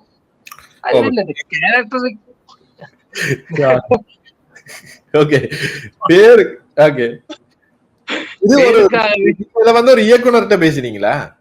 ஆமா ஆமா, பேசப்பட்டு ஏன் தேவ்ன்ற கேரக்டர் நம்பிச்சீங்க, தேவ் சரி வராது, அது ஒரு இந்திய ஒரு நடிகர் ஒரு கேரக்டர் பேர் மாதிரி. நம்மளுடைய பிரதேச வழக்குகள்ல வேறு பேர் கந்தசாமி, முனுசாமி, வீரசாமி, பார்த்திவன் அப்படின்னு பேர் வச்சா படம் ஓடிடும், தேவண்டு வச்சா இருக்குது. எனக்கு இன்னொரு சிரிப்பான ஒரு விஷயம் அண்மையில நடந்தது என்னன்னு சொன்னால், மட்டக்களப்புல வந்து ஒரு படைப்புக்கு வந்து ஆங்கிலத்துல தலைப்பு வச்சிருந்தாங்க. அதுக்கு இந்த துறை சார்ந்த ஒருத்தரும் இந்த துறையோடு சேர்ந்து பயணிக்கிற ஒருத்தங்களும் வந்து போட்டிருந்த ஒரு பதிவு புத்தகத்துல ஆங்கிலத்துல பேர் வைக்கிறவங்களை நம்ம வன்மையாக கண்டிப்போம், இந்த மாதிரி இதுகளை வந்து புறக்கணிப்போம், மக்களை வந்து புறக்கணிங்கிறது. ஆங்கிலத்துல இல்ல, எந்த மொழியில வச்சு படம் எடுத்து படமே பார்க்க வராங்கல்ல மக்கள், அதுக்குள்ள ஆங்கிலத்துல எடுத்ததுக்கு இதை புறக்கணிக்க போறாங்க தனியே. வேற எப்படியான புரிவு கட்டுவாருங்க சினிமாவில. ஆங்கிலத்துல பேர் வச்சா அது சினிமா இல்ல, தமிழ்ல பேர் வச்சாதான் அது சினிமா. அந்த மாதிரி இப்ப நீங்க சொல்றது எனக்கு கடைசி பாருங்க, அது இந்திய பேரை இதுக்கு அவர் ஒரு இயக்குனர்.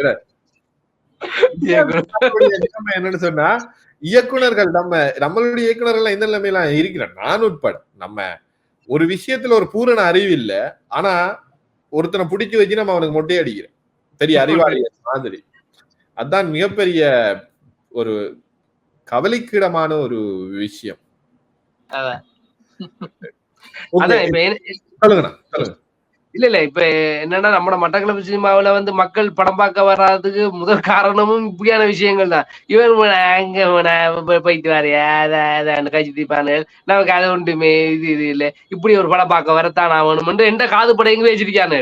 என்னண்டா ஒரு அவனுக்கு சினிமா, இந்த இந்திய சினிமா பார்த்து பார்த்து பார்த்து பார்த்து பார்த்து அந்த ஒரு இதுக்கு போயிட்டானு. இப்ப ஒரு படம்ண்டா ஒரு யூடியூப் சேர்ந்தா கூட பாருங்க ப்ரோ, கூட வந்து இந்த இந்திய ஸ்லாங்ல ஒரு ஆள் கழிச்சாதான் அந்த யூடியூப் இதை பார்த்துட்டு இருப்பாங்க, அந்த வீடியோ ஃபுல்லா பாப்பா. அண்மையில கூட அந்த பொண்ணோட இன்டர்வியூல வந்து அவர் சொல்லி இருந்துச்சு, ஒரு வசனம், அவங்களுடைய ஒரு திரைப்படத்தோட வசனம் வந்து கதைச்ச ஒரு விஷயம் வந்து கேலிக்குள்ளாகவும் சில இடத்துல பல விமர்சனங்களுக்கு உள்ளானது அப்படி என்று சொல்லி இருந்துச்சு. அது ஒரு உதாரணமா நம்ம எடுத்துக்கொள்ளலாம். மொழி பிரச்சனை, மொழி வழக்குகள்ல வர பிரச்சனை இல்ல. அடுத்தது சொல்ல போனால் இன்னொரு விஷயம் வந்து நம்மளுடைய படைப்புகளை வந்து இந்தியன் படைப்புகளோட ஒப்பிட்டுவங்க பாக்குறதும் நமக்கு ஒரு பிரச்சனை அப்படின்னு சொல்றோம். நானே அந்த புத்தகம் படம் வருதுன்னு சொன்னா என்ன இந்தியன் படம் இப்படி வருது, உங்களோட படம் இப்படி இருக்கு அப்படின்றத ஒப்பிட்டு பாக்குறாங்க. அது உண்மையா கவலையான விஷயம் தான். அதே நேரத்துல நம்மளும் அதுக்கேற்ற மாதிரி படைப்புகளை கொடுக்கணும். நம்மளும் வந்து சரியா படைப்புகளை கொடுக்கணும், மக்களுக்கு பிடிச்ச மாதிரி படைப்புகளை கொடுக்கணும். நம்மளும் வந்து நம்ம வந்து இல்ல நீங்க இந்தியன் படைப்போட எங்களுடைய படைப்பை நீங்க ஒப்பிட்டு பாக்காங்கன்னு சொல்லிட்டு ஒரு ரசனையே இல்லாத வகையில படைப்புகளை செஞ்சு திருப்பி கொடுத்துருந்தோம்னு சொன்னா மக்கள் ஒரு கட்டத்துல சலிப்படைஞ்சு போயிடுவாங்க.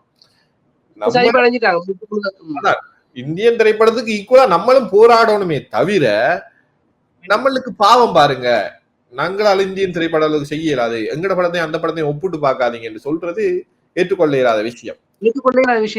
சொல்ல போனால் மட்டக்களப்புல நல்ல படைப்புகள், உதாரணத்துக்கு நான் இதை சொல்லுவேன், கடைசியா வந்த ஆடத்தன் என்ற ஒரு திரைப்படம், அது நான் பார்க்கல, எனக்கு கிடைக்கல. ஆனா அது அந்த இயக்குனரோட எனக்கு நல்ல ஒரு வழக்கம் இருக்கு. அந்த மாதிரி விஷயங்கள் எனக்கு தெரிஞ்ச அளவுக்கு ஒரு குவாலிட்டியான ஒரு படத்தை வந்து மட்டக்களப்புல கொடுத்திருக்காங்க. ஆடத்தன் என்ற ஒரு படைப்பு வரப்போகுது அப்படின்னு சொன்னா அதுதான் உண்மையா போர்டரா இருக்கும். அது வந்து நான் சொல்றது கமர்ஷியல் ரீதியா ஒரு மசாலா படம் வகையில இலங்கை மட்டக்களப்பு சினிமாவில். அதே நேரத்தில் இன்னொரு குழு சொல்ல போனால் இப்ப ஜெரோஷனுடைய படங்கள், வேணுப்பிரியனோட படங்கள், பாலஸ்ரீயோட படங்கள், அதெல்லாம் ஒரு யதார்த்தமான சினிமாக்கள், வாழ்வியலை கொண்டு சேர்க்கிற சினிமாக்கள். அது இன்னொரு படத்துல வந்து ஒரு பேசப்படுற ஒரு படம், நல்ல குவாலிட்டியான ஒரு படத்தை அவங்க கொடுக்குறாங்க. இன்னொரு பக்கத்துல பாத்தீங்கன்னா இந்தியால ராதையனோட குழு வந்து கடைசியா ஒரு நல்ல ஒரு படைப்பை கொடுத்துருக்கு. இவ்வாறு படங்கள் அதுக்கு மேலொரு கட்டத்துக்கு தான் போகணுமே தவிர அதுக்கு கீழே நம்ம கொடுக்க போனோம்னு சொன்னா அது பிரயோசனம் இல்லாத ஒரு படைப்பா போகுது. ஏன்னு சொன்னா மக்கள் வந்து பாத்துட்டாங்க மட்டக்களப்புல வந்து இந்த டேலண்ட் வந்து இந்த அளவுக்கு இருக்கு, ஆற்றல் வந்து இந்த அளவுக்கு இருக்கு அப்படின்னு சொல்லி. அப்ப நம்ம ஒரு கமர்ஷியல் ரீதியா படங்கள் செய்யற நம்ம அந்த ஒரு விஷயத்துக்கு மேல நம்ம போறதுக்கான முயற்சிகளை நம்ம எடுக்கணும். நம்ம திரும்ப அதே விஷயத்தையும் அதே மாதிரியும் 4 பேரை பிடிச்சி நிப்பாட்டி வச்சு படத்தை எடுத்துட்டு இது எங்களுடைய படம், இது பெஸ்டான படம், இதை நாங்க கொண்டாட போறோம்னு சொன்னால் அதுல பிரயோஜனம் இல்லை. நம்ம அதுக்கிட்டே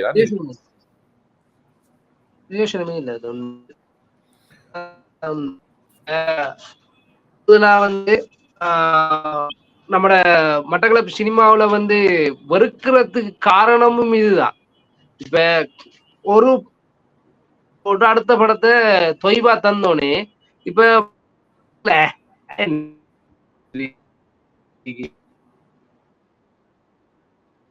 மக்களே வந்து அப்டேட் ஆயிட்டு போயிட்டு இருக்காங்க. இப்ப அப்டேட் அவங்களை திருப்திப்படுத்துற அளவுக்கு தான் நம்ம முயற்சி செய்யணும் வழியே நம்ம இன்னும் பழகிட்டு இருக்கலாது. உண்மையை சொல்ல போனா பழகிட்டு பழகின காலம் எல்லாம் போயிட்டு மக்களை திருப்திப்படுத்துறதுக்கு தான் நம்ம படம் செய்யணும். நம்ம படத்தை செஞ்சுட்டு மக்களை புடிச்சு வச்சு திருப்திப்படன்னு சொல்லலாம். நம்ம என்ன இஷ்டத்துக்கு எடுத்து போட்டு மக்களை பிடிச்சி வச்சு இதை நீ பார்த்து திருப்திப்படு என்று சொல்லலாம். அவனுக்கு தான் நம்ம சினிமா செய்யறோம். சொல்ல போனா நம்ம செய்யறோம், நம்ம செஞ்சு நம்ம வீட்டுல போட்டு பார்க்க வேண்டியதா போடுறோம். நமக்கு நம்ம சினிமா செய்யறோம்னு சொன்னா சினிமா பண்ணி போடுங்க. நீ பப்ளிக்கா ஒரு இடத்த கொண்டு மக்களுக்காக செய்ய போறான்னா அவனுக்கு ஏற்ற மாதிரி இதே விஷயத்த நான் ஒரு லேடி டைரக்டரோட நான் ஒரு அவங்க ஷார்ட் பிலிம் காம்படிஷன் ஒன்று நடத்திருந்தாங்க. உங்களோட படம் அதுல ஒரு படம் ஒன்று வந்திருந்த நினைக்கேன், நடிச்ச ஒரு இது ஒன்று வந்திருந்த நினைக்கேன். அதுல அவங்க ஒரு படம் ஒன்று வெளியிட்டு இருந்தாங்க. அப்ப நாங்க கேட்டோம், ஏன் இந்த கேரக்டர் இப்படி இருக்கு, ஏன் இப்படி செஞ்சிருக்கீங்க அப்படி பண்ணி கேட்க அவங்க அதுக்கு ஒரு பதில் சொன்னாங்க. எனக்கு பிடிச்சிருந்துச்சு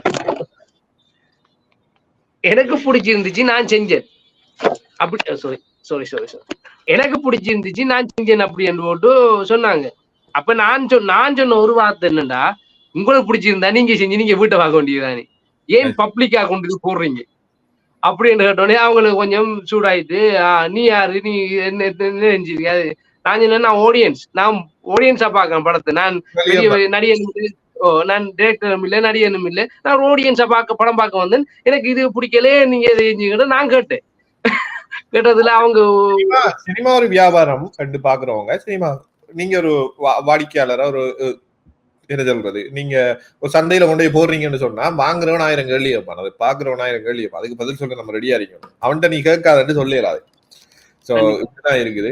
ரைட், ரொம்ப நேரம் பேசிட்டோம்னா கிட்டத்தட்ட 1.5 மணி நேரத்துக்கு மேல இறுதி கட்டத்துக்கு ஏதாவது நீங்க இறுதியா சொல்ல வேண்டிய விஷயங்கள், இனி இந்த சினிமாக்குள்ள வாராக்களுக்கு எல்லாரும் அதுல இருக்கிறவங்களுக்கு உங்களுடைய ஒரு அட்வைஸ் சொல்லி அட்வைஸ் சினிமாக்குள்ள வாராக்களுக்கு நல்ல ஒரு கண்டென்ட்டை கொண்டு வந்து நல்ல மேக்கிங்ல படத்தை கொண்டு வாங்க.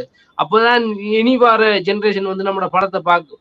அப்படி இல்லை நீங்க அரைச்சமாவே அரைச்சிட்டு இருந்தீங்கன்னா கடைசி வரையும் இங்க பார்க்கக்கூடிய நம்ம மட்டக்களப்பு சினிமாவே அழிஞ்சிரும். அதால இப்ப வார ஒரு டிரெக்டரோ ஒரு நடிகரோ நல்ல கண்டென்ட்டை நல்ல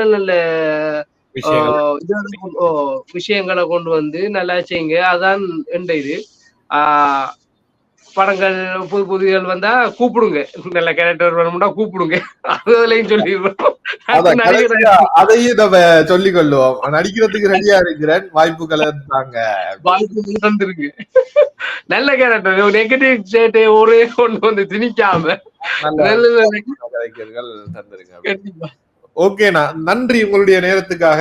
வாழ்த்துக்கள். உங்களுடைய முயற்சி வெற்றி பெற, உங்களுடைய இப்ப நீங்க செஞ்சு கொண்டிருக்கிற அந்த படம் வெற்றி பெறவும், அது மக்கள் மத்தியில பேசப்படவும், ஒரு என்ன சொல்றது மட்டக்களப்பு சினிமாவில் அதுவும் ஒரு இருக்கணும் அப்படின்றது எங்களுடைய எண்ணம். வாழ்த்துக்கள், நன்றி. ஒரு இனிய ஒரு தருணம். நன்றி. சீக்கிரம் சந்திக்கலாம்.